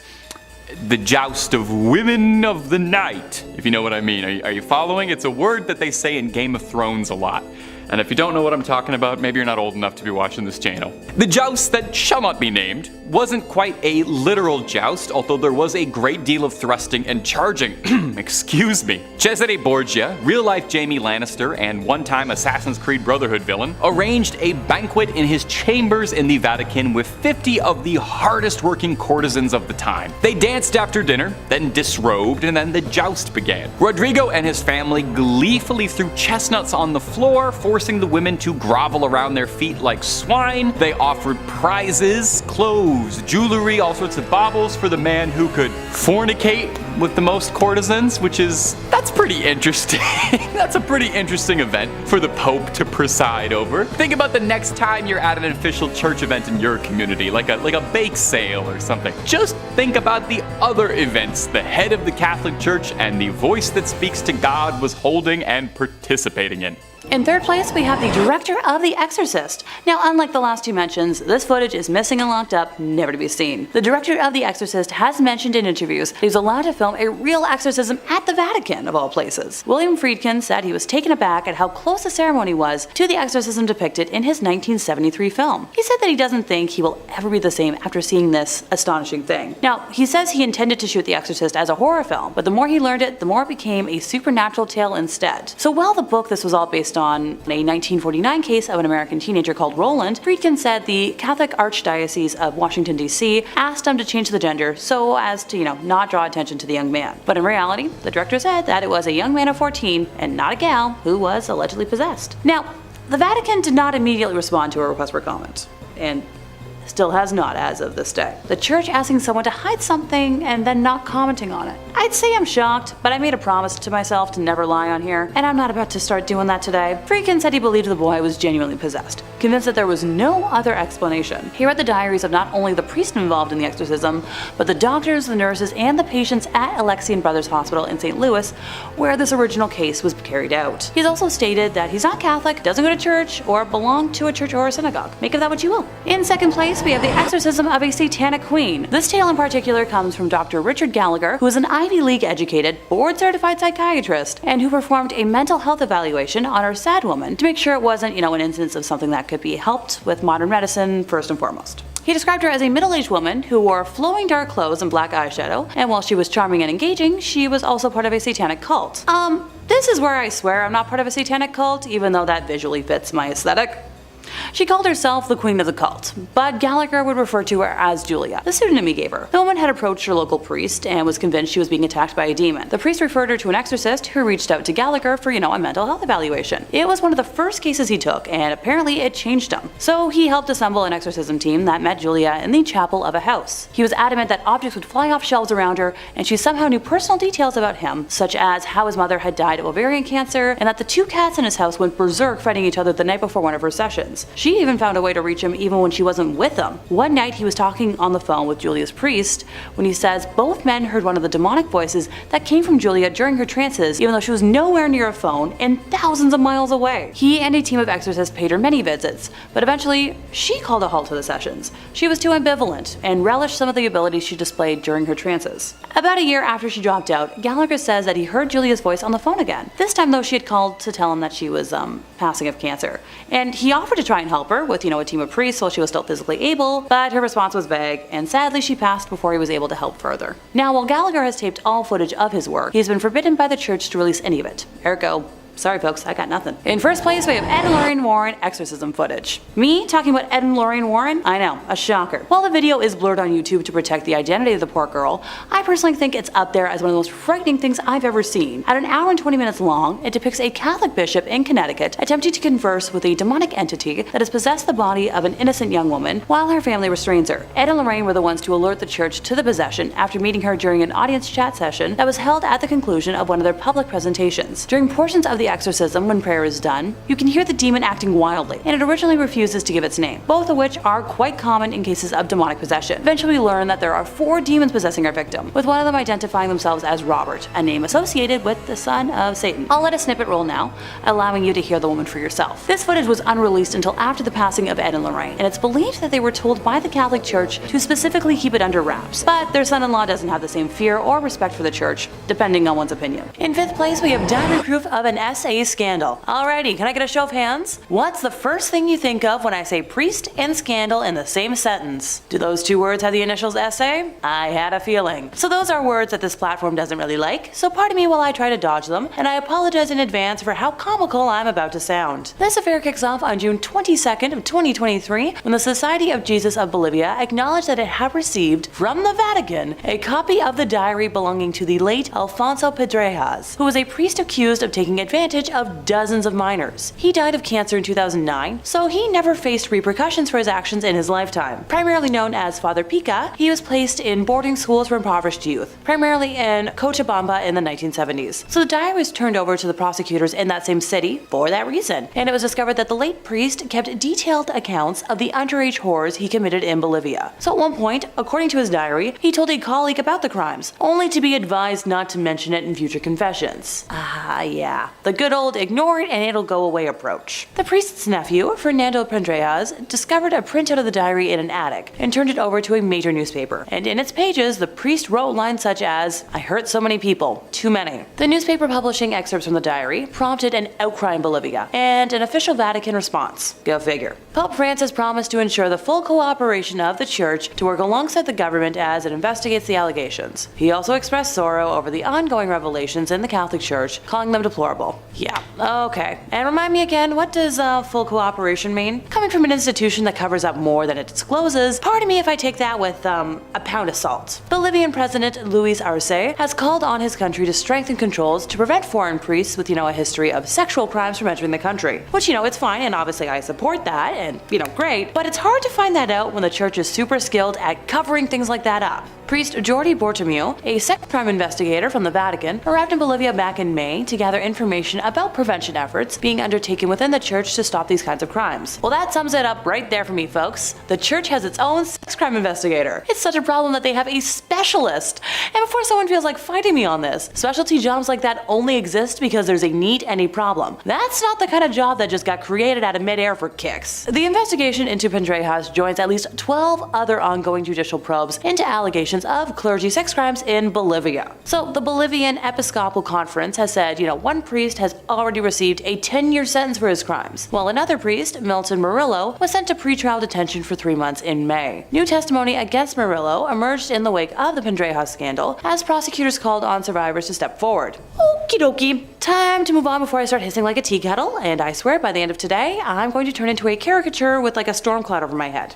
In fourth place, we have a drastic loss of support. So in Germany, people who are formerly members of a church pay a so-called church tax that helps to finance it in addition to the regular taxes that the rest of the population have to pay. If they register their departure though with local authorities, they don't have to pay it anymore. Granted, there are some exceptions for like low earners, folks who are jobless, retirees, students, and etc. But I'm pretty sure here in North America, all money given is through donation, and you just, stop going on your own terms if you want, but it's more complicated elsewhere. But also feel free to let me know in the comments if I'm wrong, because I'm not a certain expert on Catholicism. Anywho, more than 500,000 people formally left the Catholic Church in Germany last year, which was significantly higher than the previous record. The German Bishops' Conference said specifically that over 522,000 people left the church last year, which is up from around 350,000 in 2021. In comparison, only 1,447 people joined the Catholic Church, which was around the same as the previous year. The departures left the number of Catholic Church members in Germany at nearly 21 million, which is just under a quarter of the population. Now, the Bishops' Conference didn't detail reasons for departures in this annual release of statistics, but many people have turned their backs on the church in recent years, amid fallout from scandal over bad things done by clergy and others. Wow, I'm shocked. In 2018, a church-commissioned report concluded that at least 3,667 people were harmed by clergy in Germany between 1946 and 2014, with more than half the victims being under 13 and nearly a third of that served as altar boys. Various dioceses tasked law firms or others to put together reports on their own past handling of these cases, which has led to massive tensions in the Cologne Archdiocese, where the Archbishop, Cardinal Rainer Maria Wolkai, drew widespread criticism for his handling of a report he commissioned. His offer of resignation has been pending with the Pope for months. Now, an independent report in the Munich Archdiocese, where the late Pope Benedict served as Archbishop from 1997 to 1982, last year faulted the handling of cases by a string of church officials past and present, including the then Cardinal Joseph Ratzinger himself. The head of the Central Committee of German Catholics, an influential organization, said she was sad but not surprised at the number of departures last year, and has called for reforms and more thorough investigations. Yeah. Good luck with that one. I ain't holding my breath. Number 3. Killing Joan of Arc over pants. Joan of Arc is a very familiar name to Catholics and, well, just about everybody. She's a pretty famous historical figure. You probably know her famously as a saint. You might recognize her as a force for feminism. I think she was in one of the Bill and Ted movies. Well, her status as a saint came a long time after some trouble she was embroiled in with the church, who at one time saw her as an enemy to their very ideals, going so far as to consider her their #1 enemy. In 1429, the young Joan of Arc believed that God had spoken out to her and helped instigate an uprising to get the English out of France. Very cool for the French people who wanted them gone, but some high-ranking influential members of the clergy who had ties to the English weren't terribly fond of this wild woman who was going around dressing like a man and claiming that God spoke to her and was kicking all of their friends out of the country. Somebody do something about this wild woman. When King Charles VII enjoyed Joan's help during the many battles against the English, when Joan was captured by English forces, she learned the true extent of his loyalty when he handed her over to the Catholic Church to stand trial for heresy. After all, she was claiming she talked to God, And only the Pope is supposed to do that. And worst of all, Joan of Arc was wearing pants. She was wearing pants while doing it like a man. So Joan was put on trial for heresy and denied counsel, which is against her rights. Saul Goodman would have been furious. Regardless, Joan kept her cool, rather famously, and is famed for her level head. Joan was found guilty of being a rebellious spirit who wore men's clothes, and for these indignations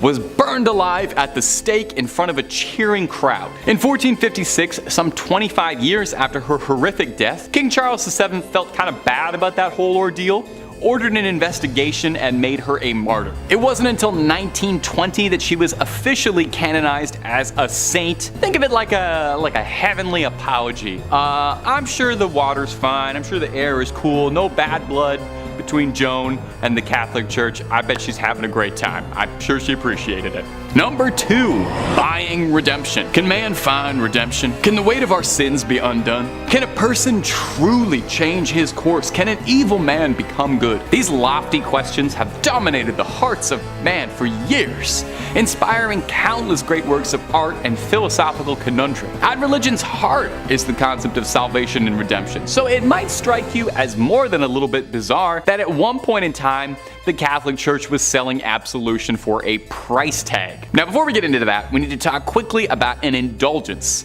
No, not eating an extra large cheese pizza by yourself, but that is an indulgence of sorts. If you're like me and you've skipped Sunday Mass for the last 26 years, basically an indulgence in Catholic terms is sort of like a plan or a plea for absolving your sins. Something you have to do to absolve yourself. 30 Hail Marys, confession, that sort of stuff. In the early 15th century, after Pope Julius died, Pope Leo X would inherit the papacy. Leo loved the pleasures that came with being Pope. He loved the big hat. He loved spending lavishly. He loved voluptuous entertainment. He loved living like a king, not a pope. It took him 8 years to completely drain the Vatican's treasury, which other popes weren't really doing. So when St. Peter's Basilica was in the process of being rebuilt, they were plain out of money and needed a fundraiser. But instead of selling Girl Guide cookies door to door, Leo announced that anyone who contributed money to the church would be granted an indulgence. Now, an indulgence was supposed to be a path laid out by a church for your betterment, but it was hawked as if you were buying a sin redemption ticket, like a get out of hell free card. Dominican friar John Testel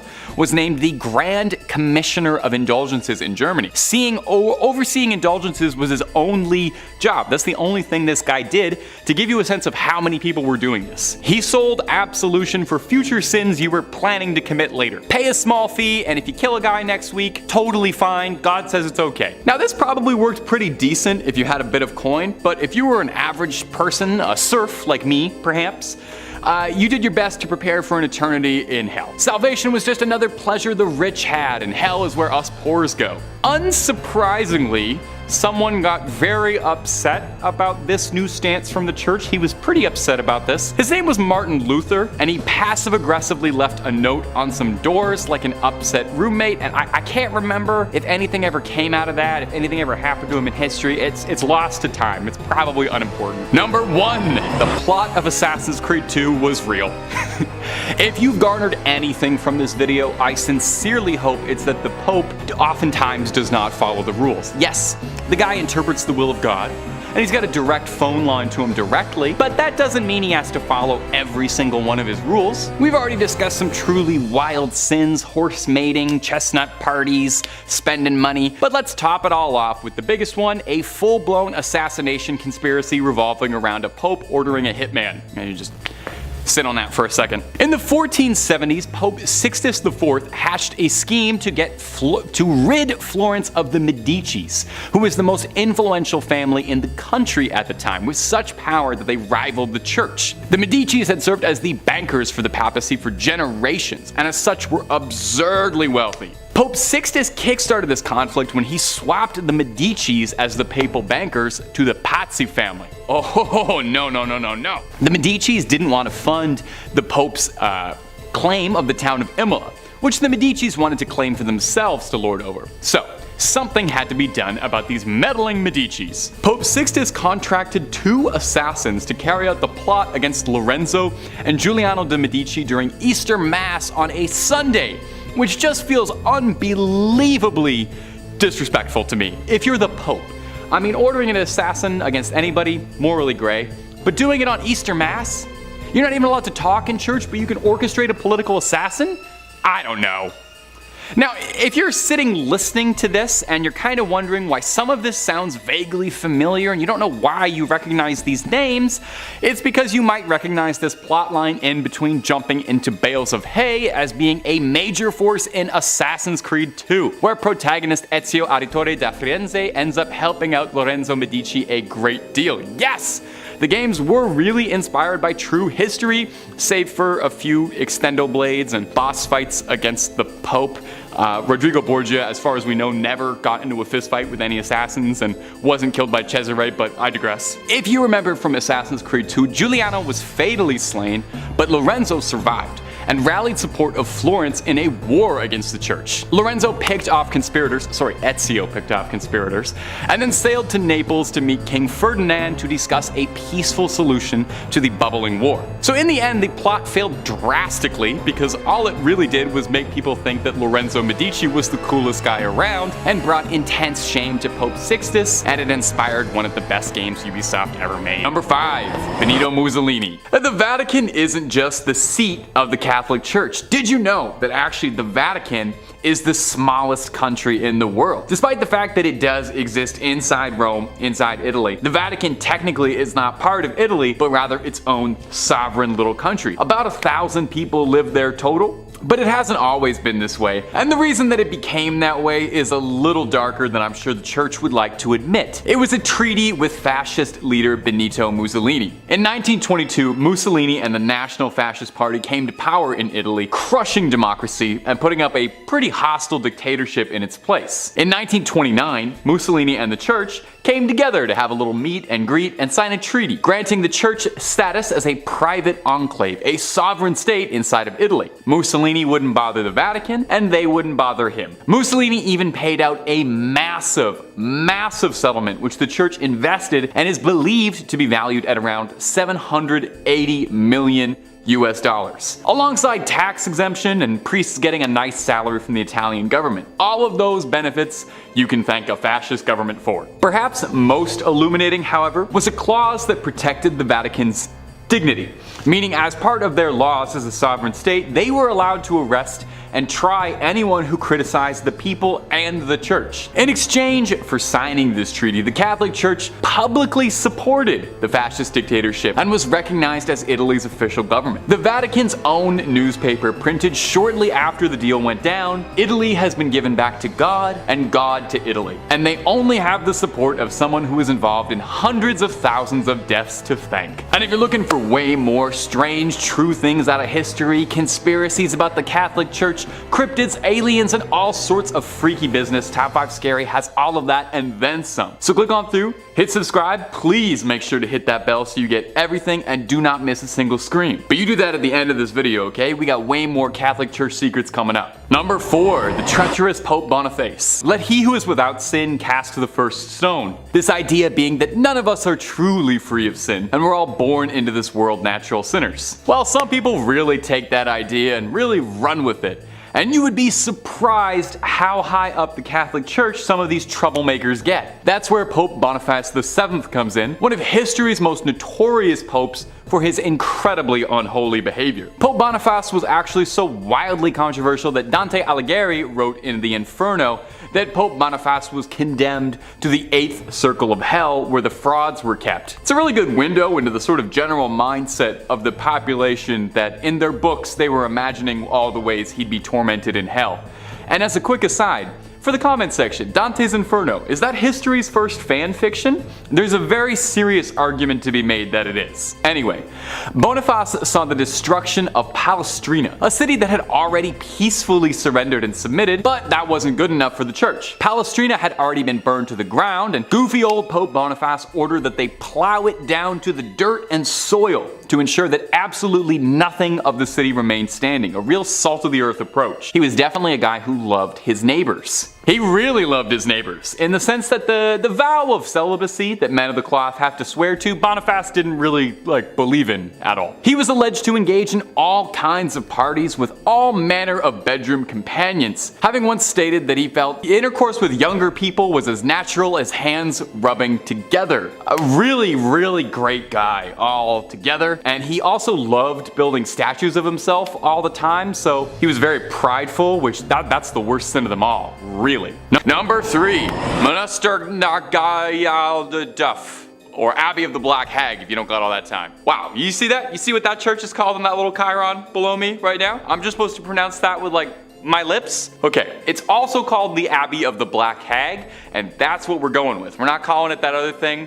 I'm not doing that. Black Abbey of the Hag, only name this church has ever gone by, and it was built in 1298. And it was one of the well-known medieval convents in Old Ireland. The remains of the abbey still stand today in a secluded valley, making it already mysterious and supernatural place just that much more supernatural and overgrown and spooky. I mean, the place is called the Abbey of the Black Hag. You don't name a place that unless it's extremely haunted or if there's a cool boss fight or something there. Sounds like it's straight out of Dishonored. It's believed that the last abbess, horrible word by the way, in charge of the abbey practiced witchcraft, and in the scary way, okay? She brought death, misfortune to the surrounding areas. Pope Martin V condemned the abbey, not being down for witches at all. The accused witch left to live out in the damp, deserted abbey by herself, which she probably loved because it sounds scary. Over time, her skin blackened, her hair furled, and her soul twisted, leading to the place being renamed the Abbey of the Black Hag. And if you can believe it, there's actually more to this one. The Count and Countess of Desmond once called the abbey home when attempting to flee their attackers, where the Countess was fatally struck by an arrow and buried by her husband. But it wouldn't be the end of the Countess, because sightings of a ghostly figure around the ruins of the abbey were common, meaning someone eventually went to dig up that grave, finding worn out finger bones, meaning she was still alive when she was buried. It's said now that a woman's panicked shrieking can be heard in the early hours around the abbey. Number 2, the Borley Rectory. The Borley Rectory is an old London estate that has the unique distinction of being considered the most haunted building in the United Kingdom. No big deal, or anything. Almost immediately after its construction, stories of hauntings started to creep out. One of the first local legends says that in the 12th century, a priest and a nun had a naughty little affair, and when they were discovered, the nun was bricked up and left to rot in the nearby church. Since then, they say that her spirit roams the rectory. In 1900, 4 daughters of the then estate owner all said that they saw a nun wandering around the estate late at night. They tried to talk to her, but got no response back, just a scary ghost stare. The family claimed they'd see this nun around the property, and on one occasion they thought they saw the spectral apparition of a horse-drawn carriage with a headless rider, some real Sleepy Hollow stuff. From there on, there was all these reports of bizarre sounds or strange shadows creeping out the corner of your eye. In 1927, the estate changed hands, as the original family owning the estate had all passed on, and a new family, the Smiths, had moved in. Shortly after, they discovered a human skull in the cupboard in a brown bag, which is not a great housewarming gift, to be honest. They reported poltergeist behavior, unexplained footsteps, lights flicking around them, and the same sightings of headless specters. Now, they only lasted 2 years, not being down for any of the hauntings or skulls in cupboards, any of that business. And the next family, the Foysters, didn't have much better luck. They had objects flying around their home, and on one occasion claimed their daughter was attacked by something truly horrible. They moved out as well. And the last owner of the rectory would be Captain Gregson, who accidentally lit the estate ablaze while unpacking, although insurance claims they think the fire was started intentionally, perhaps in a desperate attempt to cast away whatever evil has been trapped in the Borley Rectory for so long, or perhaps he unintentionally unleashed it out into the world. Time will tell. At number 1, Mortimer Abbey. Mortimer Abbey is a monastery in the forest of Lyons, France. A real old church built in 1134 on marshland, near the stagnant water of the drainage lake. The monks dug it out to try and dry the marshy land around the Fulbrock stream, which was called the Dead Pond. In French, Meltmal, which is where the name comes from. You can kind of hear it there. Mortimer, you know. Perhaps it's this history of being built on a dead pond is why Mortimer Abbey was doomed to be haunted. Now, the abbey flourished for centuries, but over time started to become claimed by the passage of time, and it fell into decline and disrepair. In the 17th century, there was an attempt to try and rebuild the abbey and recapture its former old glory, but the decline was already pretty present and had set in by that point, and by the time of the French Revolution, only 5 monks still remained in the abbey. Eventually, the abbey would collapse entirely and go private, and in 1863, the abbey would find itself in the hands of a rich Parisian family, the Delarue.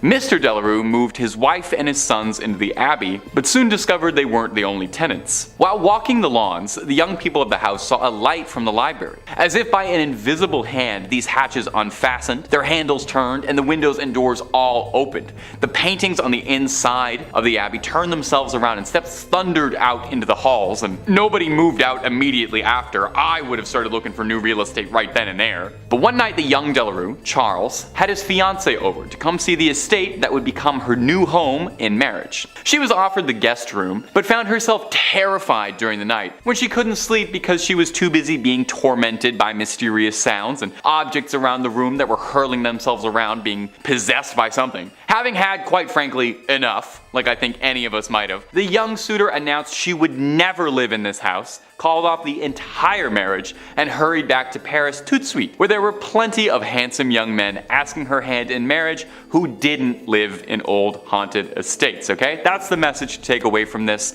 Get the love you deserve, and the love you deserve is not in a haunted house. Number 5. St. Mary the Virgin Church. Clop Hill, England. I gotta say, that sounds like it's a fake place, like where Sir Topham Hatt lives. Well, not only is it real, but it's home to a bone-chilling haunted church, St. Mary the Virgin Church. Now, St. Mary was built in 1350 outside the main settlement of totally real place Clop Hill. Traditionally, churches are built facing the east. I didn't know that. It's so it can align with the sun rising, which in Christianity is associated with heaven and the Messiah. Churches have their altars facing east, so you pray in that holy direction.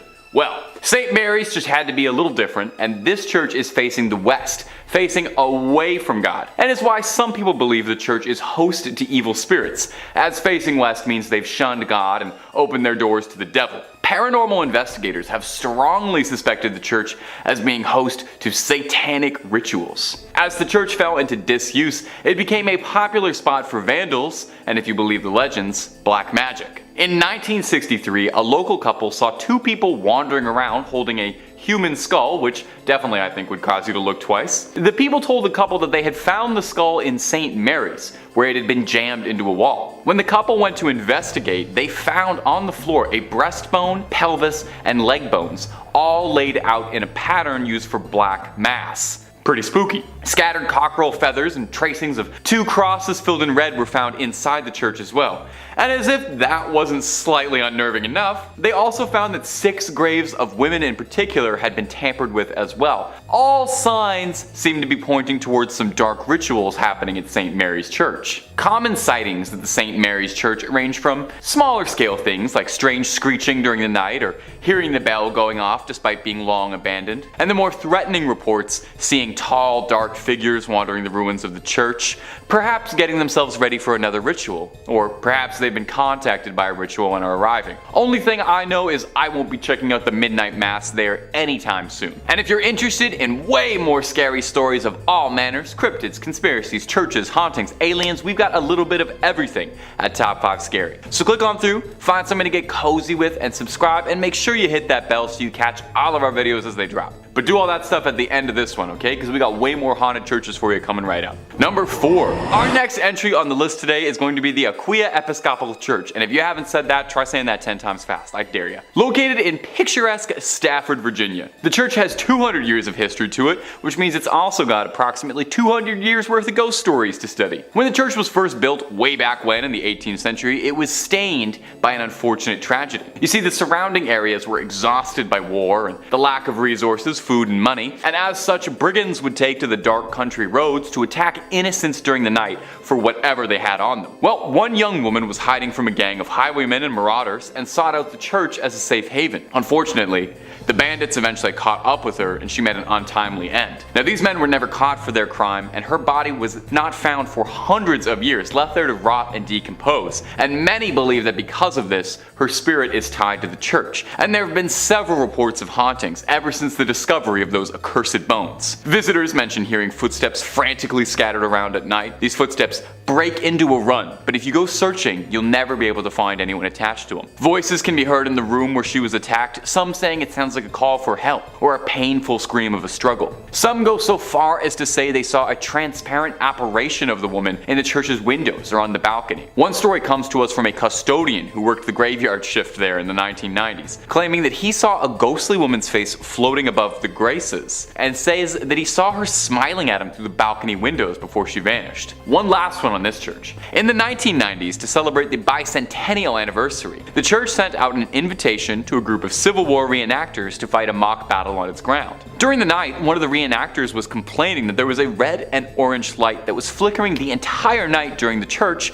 that prevented him from sleeping. The man explained this to the father of the church, and the father explained back that there was no electricity in the vestry, and that the light must have been the spirit confused by why the Civil War had started up again. Imagine, you're a ghost, you're already out of time, and then you look outside and you see guys from your time? My little ghostly sense of the world would be so thrown off. I would have to buy a new ghost calendar. In third place, we have the Vatican Bank, so formerly known as the Institute for the Works of Religion, the Institute, or the IOR for short. It was founded in June of 1942 by papal decree of Pope Pius XII. So anyone want to guess when they presented their first public operations report? Come on, give it a try. Nope, not anywhere in the 1900s. 2013. Yep, that's what I said. 70 years later, they produced their first annual report. You know, the thing that's supposed to be held every year. Previous to all this, all internal ledgers were destroyed every 10 years in accordance with their policy. So the IOR's role is to safeguard and administer property intended for works of religion or charity. And the bank accepts deposits only from top church officials and entities, and is run by a president, but overseen by 5 cardinals who report directly to the Vatican and the Vatican Secretary of State. So they only report to themselves. For reference, all banks that operate here in Canada have to report to the Minister of Finance. Just saying. Former bank president Ettore Tedeschi and the Vatican Bank have been investigated on 2 separate occasions for money laundering. In March of 2012, JP Morgan Chase closed a Vatican account in Milan after the IOR was unable to respond to questionable money transfers. In 2010, Italian authorities seized $30 million from a Vatican account at Italy's Credito Artigiano Spa, following allegations that the IOR violated anti-money laundering laws. Now, everybody denied wrongdoing, and no charges were ever filed. The money was released after the IOR promised to pass measures to come into full compliance with international standards on money laundering and terrorism financing. In September 2019, German Cardinal Reinhard Marx, who was in charge of the Vatican's Economic Council, confirmed that Pope Francis had instructed him to reduce costs in an effort to eliminate a deficit that is estimated to be around 70 million euros. Don't get excited though, that's not a concrete number from them because, that would be way too transparent. The exact amount is up for debate because the Vatican had not published a budget since 2015 and has been without an in-house auditor for 2 years or more. And pardon me while I'm gonna blink real slowly here. The Vatican enjoys a property tax break for all non-commercial properties containing a chapel. So, using this loophole, between the years 2006 to 2011, the Vatican evaded taxes that amounted to 4 billion euros. The European Court of Justice ruled this illegal, and the Vatican had to cough up those euros as tax, because, every kind of organization has that money lying around. And no, the Vatican did not entirely pay for evading taxes. It is argued that if you take into account the taxes that they evaded dating back to, let's say 1982, they would owe over 13 billion euros. Yeah, I'm moving on before my eye twitch gets worse. In second place, we have the chronovisor. No, this isn't some weird, hat or goggles. Italian Benedictine monk Pellegrino Ernetti claimed to have used a time viewer which could film the past without sound, and used it to obtain a photograph of the crucifixion of Jesus and view scenes from ancient Rome, including a performance of a very lost play. Now, this was mostly scrubbed away in history until like 2002, when author Father Francois Brune swore in his book, Le Nouveau Mystère du Vatican, that the chronovisor not only exists, but he learned about it in the early 1960s. A day after he met scientist priest Father Pellegrino for the first time, the two were sailing along the Grand Canal of Venice, discussing biblical interpretations, when the father explained that theories and interpretations were unnecessary when one could see the truth for himself. So he explained to our lovely author how the chronovisor functioned, allowing the viewer to both see and hear events of the past and future. And hey, If you don't believe my word, his full account is in that book I mentioned earlier. So with a little digging, researchers will find first mentions of the coronavisor in a 1972 article published in the Italian magazine La Domenica del Corriere entitled "A Machine That Photographs the Past Has Finally Been Invented." Belongs to the Vatican, and this coronavisor time machine is heralded as one of the papacy's best kept secrets. It's said to be replete with 3 precious alloys, cathodes, dials, levers, and has the ability to display myriad historic events in biblical and Roman history. So apparently, since it acts as some sort of television, it can verify all of this. Now, this time machine is claimed to have been invented in the 1950s by a dedicated and secret team of Italian scientists, including who I've already mentioned, Mr. Pellegrino himself. Critics may take credibility issues with the fact that he, eventually became a priest, but he was a scientist first. See, this critic doesn't take issue with that. More so that the Vatican is hiding a tool that could be used to help solve, unanswered crimes around the world and maybe help people. Like, imagine how many killings could be solved and how many families of lost people could have answers. Stop being selfish. In first place, we have the allegations from Arise Church. So an external review of Arise Church has called for its entire board to resign after reports from more than 500 current and former members, that include allegations of cult-like behavior, racism, SA, and conversion therapy came to light. So that report, compiled by a group called Pathfinding, which is, a consultancy firm for charitable organizations, was leaked to journalist David Ferrier, who revealed pretty damning allegations. The report was filled with experiences of, like I said, so many people involved with the church, which received nearly $15 million in donations the year before it was released. A 34-page summary of the investigation concluded it was undeniable that there had been significant hurts caused to people involved with Arise and egregious and systemic failures in governance over many years. And called for the board members to get the heck out. Arise Church senior pastor John Cameron did resign from his role following all these allegations, and Brent Cameron, pastor and brother of John, also resigned from his position around the same time. In a statement on its website, Arise said it was committed to safely share the stories of those who had participated and the report had been illegally obtained. Sure, whatever you say. The Pathfinding report recommended a full independent review of the church's finances, including, how donations tagged for certain purposes are used in reality, and a review of policies around expenditure limits for senior leadership. It also recommended disallowing tithing by younglings, and for those who are unaware, it means giving a percentage of your earnings. There was pressure to donate money, and some felt pretty uncomfortable about comments made about their donations.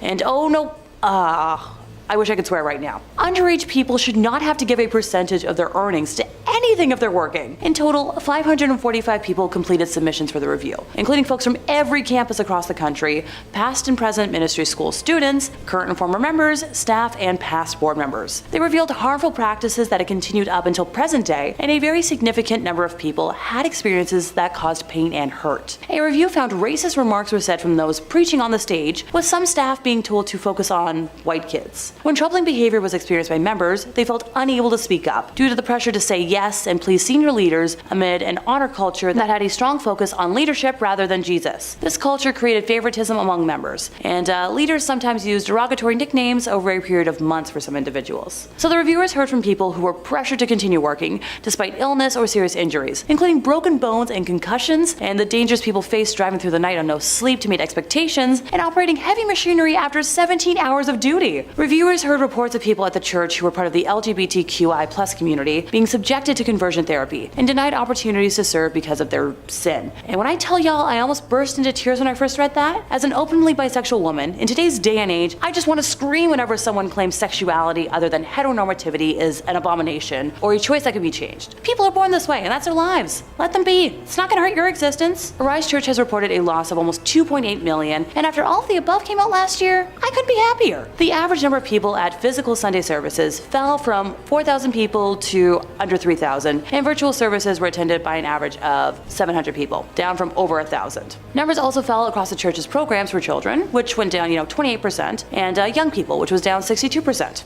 Good riddance. Number 5, Hans Schmidt. I think all of us, we want to be remembered for something amazing someday, right? That's only human. For walking on the moon, for writing the great American novel. Me? I want to be remembered for being a slightly above average YouTube host for spooky internet comment. Well, Hans Schmidt, a German priest, he's certainly remembered and found himself a legacy when he became the only Roman Catholic priest in American history to face the death sentence. They probably didn't put that on his tombstone or anything though. They say that you can see the signs of darkness from a very early age. Schmidt had wanted to be a priest since an early age, funny enough, but he was also routinely caught killing animals and drinking the fluids that were inside, and would apparently spend most of his youth at the slaughterhouse. And also his Wikipedia page mentions that he had a collection of severed geese heads that he'd put in his pockets. So yeah, maybe there were some warning signs and red flags here that people really were not paying attention to. By age 25, Hans Schmidt was ordained to be a priest and served over Mass for 4 years in Germany before relocating to Louisiana. Schmidt got himself involved in some wild crimes, doing some unspeakable things that the church covered up for him. Wasn't that nice of them? And they once again found him on the move, and he was sent to Manhattan at St. Boniface Church. Here, Schmidt would meet with the love of his life, Anna Muller.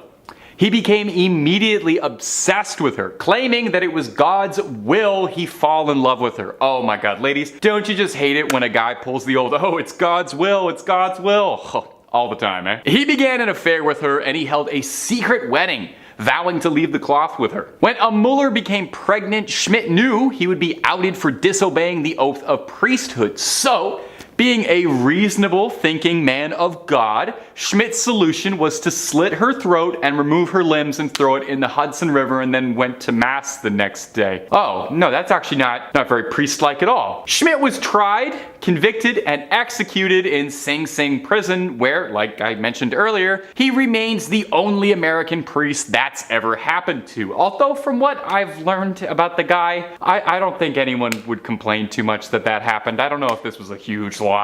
And if you're looking for way more stories of creepy crawlies, ghosts, goblins, conspiracies, and basically anything freaky under the sun and above it that you can think up, hit subscribe for Top 5 Scary and don't miss a single scream. Make sure you hit that little bell, but do it at the end of this video if you wouldn't mind. Number 4, Gerald Robinson. Hey, a little hypothetical question. If you're a priest, how much Satanism are you allowed to dabble in? Probably not much, right? They probably would prefer that be like as zero as possible. Gerald Robinson was a Catholic priest, but was living a double life, practicing satanic rituals in secret with horrifying consequence. In the 1980s, Robinson was the chaplain at Mercy Hospital in Toledo, where he ministered over the terminally ill. The caretaker of the chapel there was a nun named Sister Margaret Ann Powell, a kindly old woman. Shockingly and horrifyingly, Paul was killed after being stabbed 31 times, with 9 times in a deliberate shape of an inverted cross, and a smear across her forehead symbolizing a mockery of last rites. Police suspected someone was trying to humiliate Paul in death. Father Robinson was questioned, but not charged. A clergyman took Father Robinson out of his questioning, and the case would freeze for nearly 30 years. Reports on the case would disappear, and police believed there was a conspiracy of a cover-up. It wasn't until late in 2003 when police received a letter from a woman using the name Survivor Doe, claiming that she had suffered under the hands of Father Robinson, who had been assaulting women and practicing satanic rituals up to and including human sacrifice. With these new, lofty allegations, authorities reopened the case, and upon searching Robinson's apartment, discovered a sword-shaped letter opener that fit the wound in the nun's body like a key to a lock, according to prosecutors. What a charming turn of a phrase for a horrible thing. In 2006, Robinson was charged, and hopefully Sister Paul was able to find some peace in the afterlife after such a mortifying ordeal. Number 3, the Veil of Veronica. Now on these lists of holy relics, we've had all sorts of strange things. We've had fingernails, teeth, dried up hands, we got milk coming up later. All things that have come from the body. Well, this next one is no different. It's the Veil of Veronica, and to put it gently, it's a sweat rag that's a few thousand years old. Probably one of the most pungent odors on the planet. Imagine every gym locker room you've ever been in times 1,000. When Jesus carried the cross, bruised and beaten, there was one person among the crowds who saw fit to help him out a little. Veronica wiped Jesus' face with this rag, and miraculously his face transferred onto the rag like it was silly putty on the funny papers. Now as an outsider, I thought this is what the Shroud of Turin was, That was the wrapping used to wrap Jesus after his death, so the thing I'm learning is that Jesus left an imprint of his face on just about any surface he touched. You give him a hug, have his face on the shoulder of your shirt for the rest of your life as a sacred artifact. Now, the Veil of Veronica is hard to nail down hard, concrete facts on. It's never been officially canonized as a relic of the church and is only alleged to exist. It's claimed to be owned at St. Peter's in Rome, although this particular relic is not on public display anywhere. Probably for the best. Honestly don't know if I want to see a 2,000-year-old sweat stain. The ones underneath my shirts are bad enough. Now, it might sound like I'm being disparaging, referring to this relic multiple times as a sweat rag or a sweat stain, but I would like to offer this. The Latin name for the veil is sudarium. Sudarium literally translates to sweat cloth, so even the official churchly terminology for this relic acknowledges that it's just a stinky rag that has some sweat on it, but a holy stinky rag that has some sweat on it. Number 2, Mother Mary's milk. We're gonna do our best to get through this, I promise. Mother's Milk might be my favorite Red Hot Chili Peppers album, it's my favorite character on The Boys, and it might just be one of the oddest relics on a series of odd relics that's all the way to part 3. Took a lot of restraint to not put this in the first 2, but we're on part 3, so here it is now. As incredibly odd as it may sound, the Virgin Mary's milk is considered a relic of the Catholic Church. I hope they've been keeping that in the fridge, lest it spoils. Does holy milk spoil? Is everything I've said in this video profoundly heretical? There is a church called the Church of Milk Grotto, built outside Bethlehem. The history goes that the Madonna and Child had taken refuge in this cave, and while she was feeding, milk spilled outwards and blessed the stone of the cave, turning it completely white. Now, the church serves as a popular shrine for women who are struggling with fertility, who hope that the lasting aura and presence of the Virgin Mary will bless them. There's a legend that goes with it. Saint Bernard, the saint, not the big dog that has his tongue hanging out, was devoted to the Mother Mary. And one day, he was praying at a statue of the Madonna, and he asked it to give him some sign, some proof that she was a mother. I guess the statue has like an odd sense of humor because it sprayed milk onto Saint Bernard. Depending on the variation of the story, either his eye or in his mouth. I saw a lot of really interesting paintings depicting this scene, and editors, I hope you're having so much fun trying to find photos for this one. I am so sorry. Truly, rest in peace your search history. In the Middle Ages, vials of the milk were sold and transported all over Europe. For what purpose, I could not tell you. These days, the Church of Milk Grotto sells a limestone powder made from the stone walls of the grotto, meant to be dissolved in a drink and consumed. Kind of like Crystal Light, but it's holy milk. Probably heals all that ails, and it's a good source of calcium, perhaps. And number 1, the Holy Prepuce. This is going to be the one that takes the channel down. You have no idea the restraint it's taken me to only be bringing this up now in part 3 of strange relics. This is probably the strangest relic of them all. We'll do our best to discuss this with reverence and also somehow figure out how to stay within content guidelines. Editors, best of luck. When Jesus was born, on his 8th day, a small piece of his skin was removed in a traditional ritual performed on Jewish men when they're born. Okay? Are you sort of following along with what I'm saying here? This particular part of the body that I can't quite mention that was removed at birth was an immensely holy relic to the Catholic Church called the Holy Prepuce. Now, the very bizarre part regarding the history of the Holy Prepuce isn't just that it exists at all, it's how much trouble one bit of skin would cause. You see, the prepuce first pops up in the year 800, when Charlemagne gave it to Pope Leo III on December 25th, making it one of the oddest Christmas gifts ever given in human history. From here, it stayed until 1527. Now, when Rome was sacked, a German soldier stole the prepuce and tried to keep it for himself until it was eventually recovered again and became the centerpiece of the village of Calcutta, where it was seen as the most exciting thing to happen in a while. It was like a celebrity showed up to the village. It was this great, big, important deal. They had a part of the body of the Savior. All manner of miracles are reported to have been the result of the Holy Prepuce. However, several other churches, villages, priests all claimed that they had the true Holy Prepuce, and any other ones you might have heard of out there were false. This problem became rampant, and in the early 1900s, the church wanted to wash their hands of the Holy Prepuce entirely and outright forbade any discussion of it in church matters. It was actually an excommunicable offense to so much as bring up the prepuce. meaning this video is pure heresy. In 1983, the prepuce was stolen from the church in Calcutta. Where is it now? Where did it go?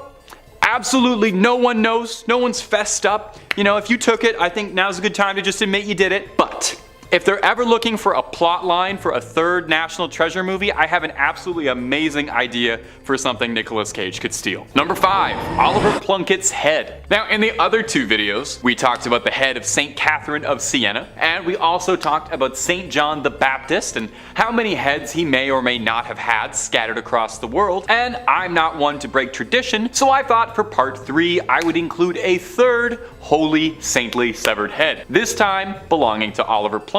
A notable difference between the 2 other severed heads is that this one is probably the most disgusting one we've included on these lists. I know these are all holy relics, but let me just say, out of context, this is absolutely horrifying and looks like it's straight out of a grindhouse horror movie that you'd find in a dirty basket somewhere.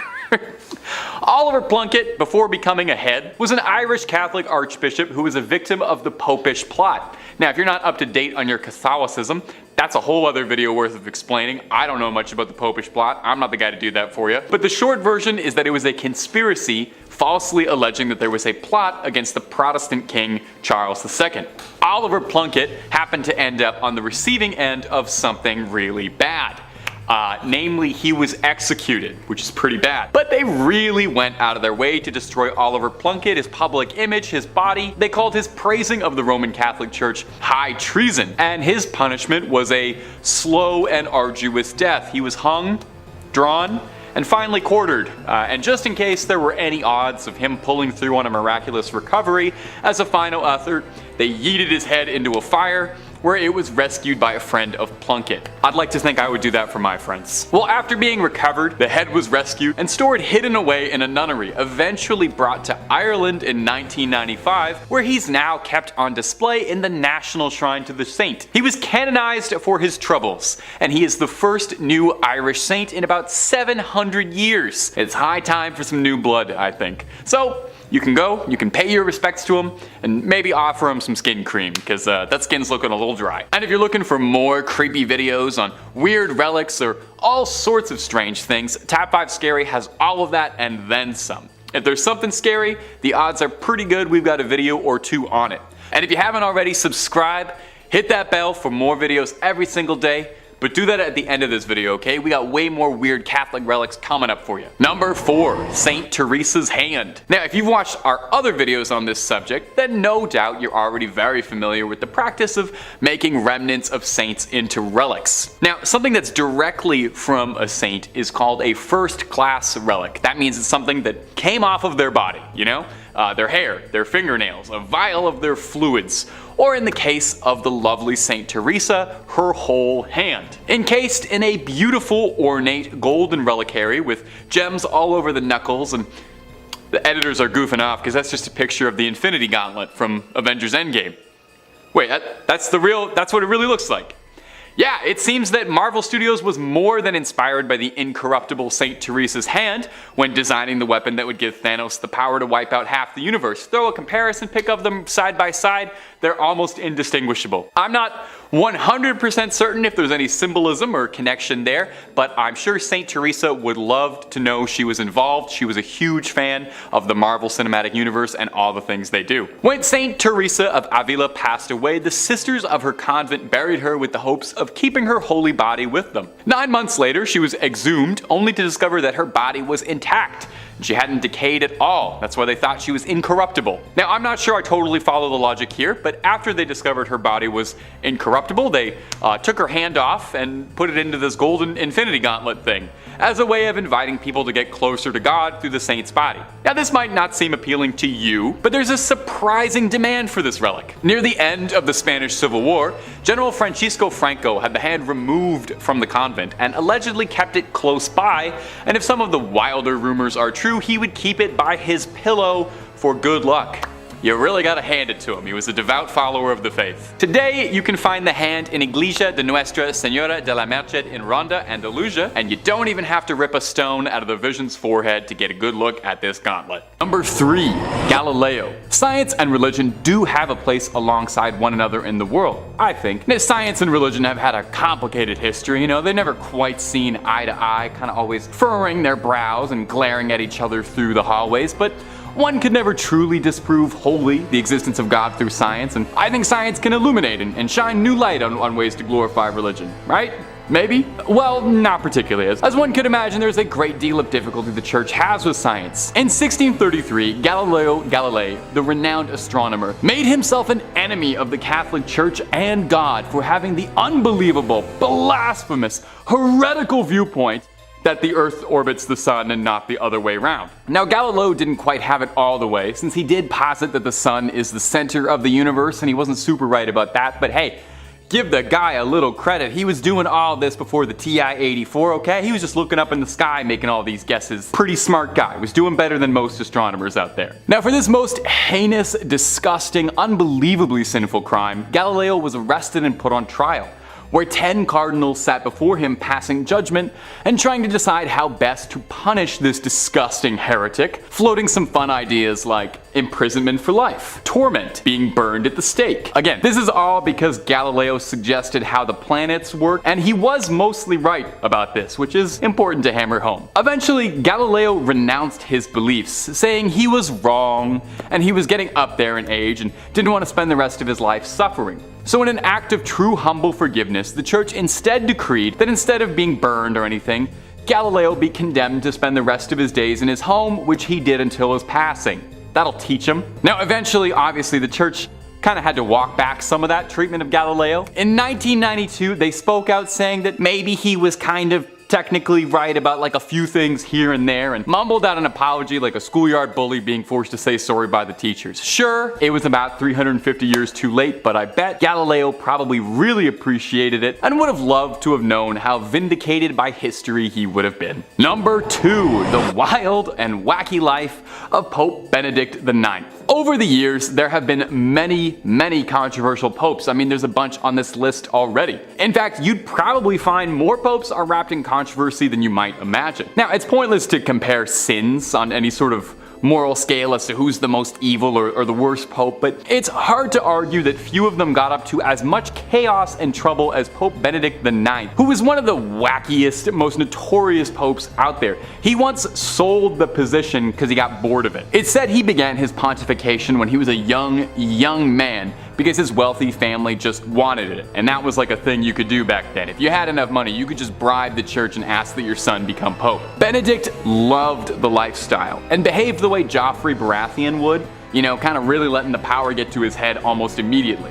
He would spend his money on women of the night, hosting lecherous, wild, erotic parties, which allegedly would have all manner of man, woman, and if the stories are to be believed, animals as well. It was not long before there were conspiracies being drawn up to assassinate the Pope, if you can believe that. Even just saying that feels weird, but they wanted to assassinate the Pope. Probably in a case of divine intervention or fate, on a feast day, his enemies snuck into St. Peter's Basilica carrying rope, ready to tangle up the Pope. But a solar eclipse scared the assassins so badly they called the whole thing off, and to be honest, I totally get it. If I was planning on disposing the Pope and the sun got blocked out, I'd assume God was furious at me. Failed coups notwithstanding, Pope Benedict's reputation did not improve much. He was attacked by an angry mob in 1045, and he was forced to flee and would be replaced by another pope, one Sylvester III. 2 months later, however, Benedict would return to take the title back. But 2 months later, he decided that he didn't really enjoy being pope anymore. It wasn't as fun, what with all the constant bombardment of hate and failed attempts on his life. So he sold it to his godfather for what amounted to nearly $30 million. Imagine buying the Pope. Imagine buying being the voice of God. Anyway, if you can believe it, like Emperor Palpatine, somehow Pope Benedict returned a 3rd time. King Henry III of Germany had arrested Pope Sylvester III for being a false pope, and the godfather that he had sold the throne to had given up the papacy, admitting that it was shameful and heretical for him to have ever done so in the first place. So Henry appointed a new German pope while Benedict was in hiding, and that pope mysteriously passed away 8 months later from a poisoning, which many historians suspect Benedict had his little fingers in. So Benedict came back for a third time to be the Pope, only this time no one was putting up with him. They'd been through this 2 more times, they weren't doing it again. Henry III sent troops to drag him out of the basilica. He spent his dying years in a monastery and is now remembered in history as one of the worst popes ever. And number 1, the Pazzi conspiracy. If you've garnered anything from this video that I've been telling you, I sincerely hope it's that the Pope doesn't always follow the rules. Sure, the guy interprets the will of God, he's got a direct line to talking to him, but that doesn't mean he follows every single one of his rules. Now, we've already discussed some of the wildest sins that popes have been caught up in, but let's top it all off with a full-blown assassination conspiracy revolving around the Pope ordering a hitman. No, really. In the 1470s,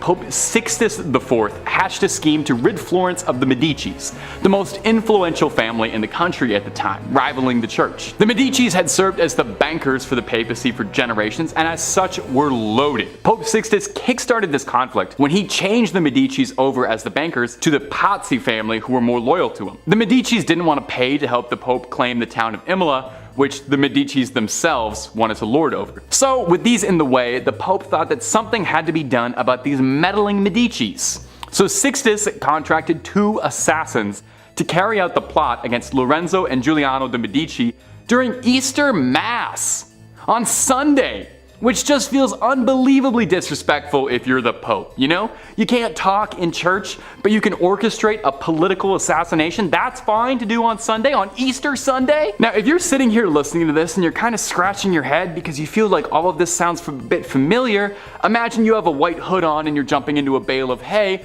because this was a driving plotline in Assassin's Creed 2, where protagonist Ezio ends up helping out Lorenzo Medici a great deal. Yeah, no, the games were really inspired by true history, save for a few extendo blades and boss fights against the Pope, but a lot of that stuff really did happen. History is just as weird as the video games make it out to be. Now, if you remember from Assassin's Creed 2, Giuliano was fatally slain, but Lorenzo survived and rallied support of Florence in a war against the church. Lorenzo picked off conspirators and then sailed to Naples to meet King Ferdinand to discuss a peaceful solution to the bubbling war. There's a reason they called him Il Magnifico. This guy was great at strategy. In the end, the plot failed drastically because all it really did was cement people's support to Lorenzo Medici. People loved the fact that he survived an assassination. They made a medal commemorating this for him, and it brought shame to Pope Sixtus, and it inspired one of the best games Ubisoft ever put out. And that's all for this video.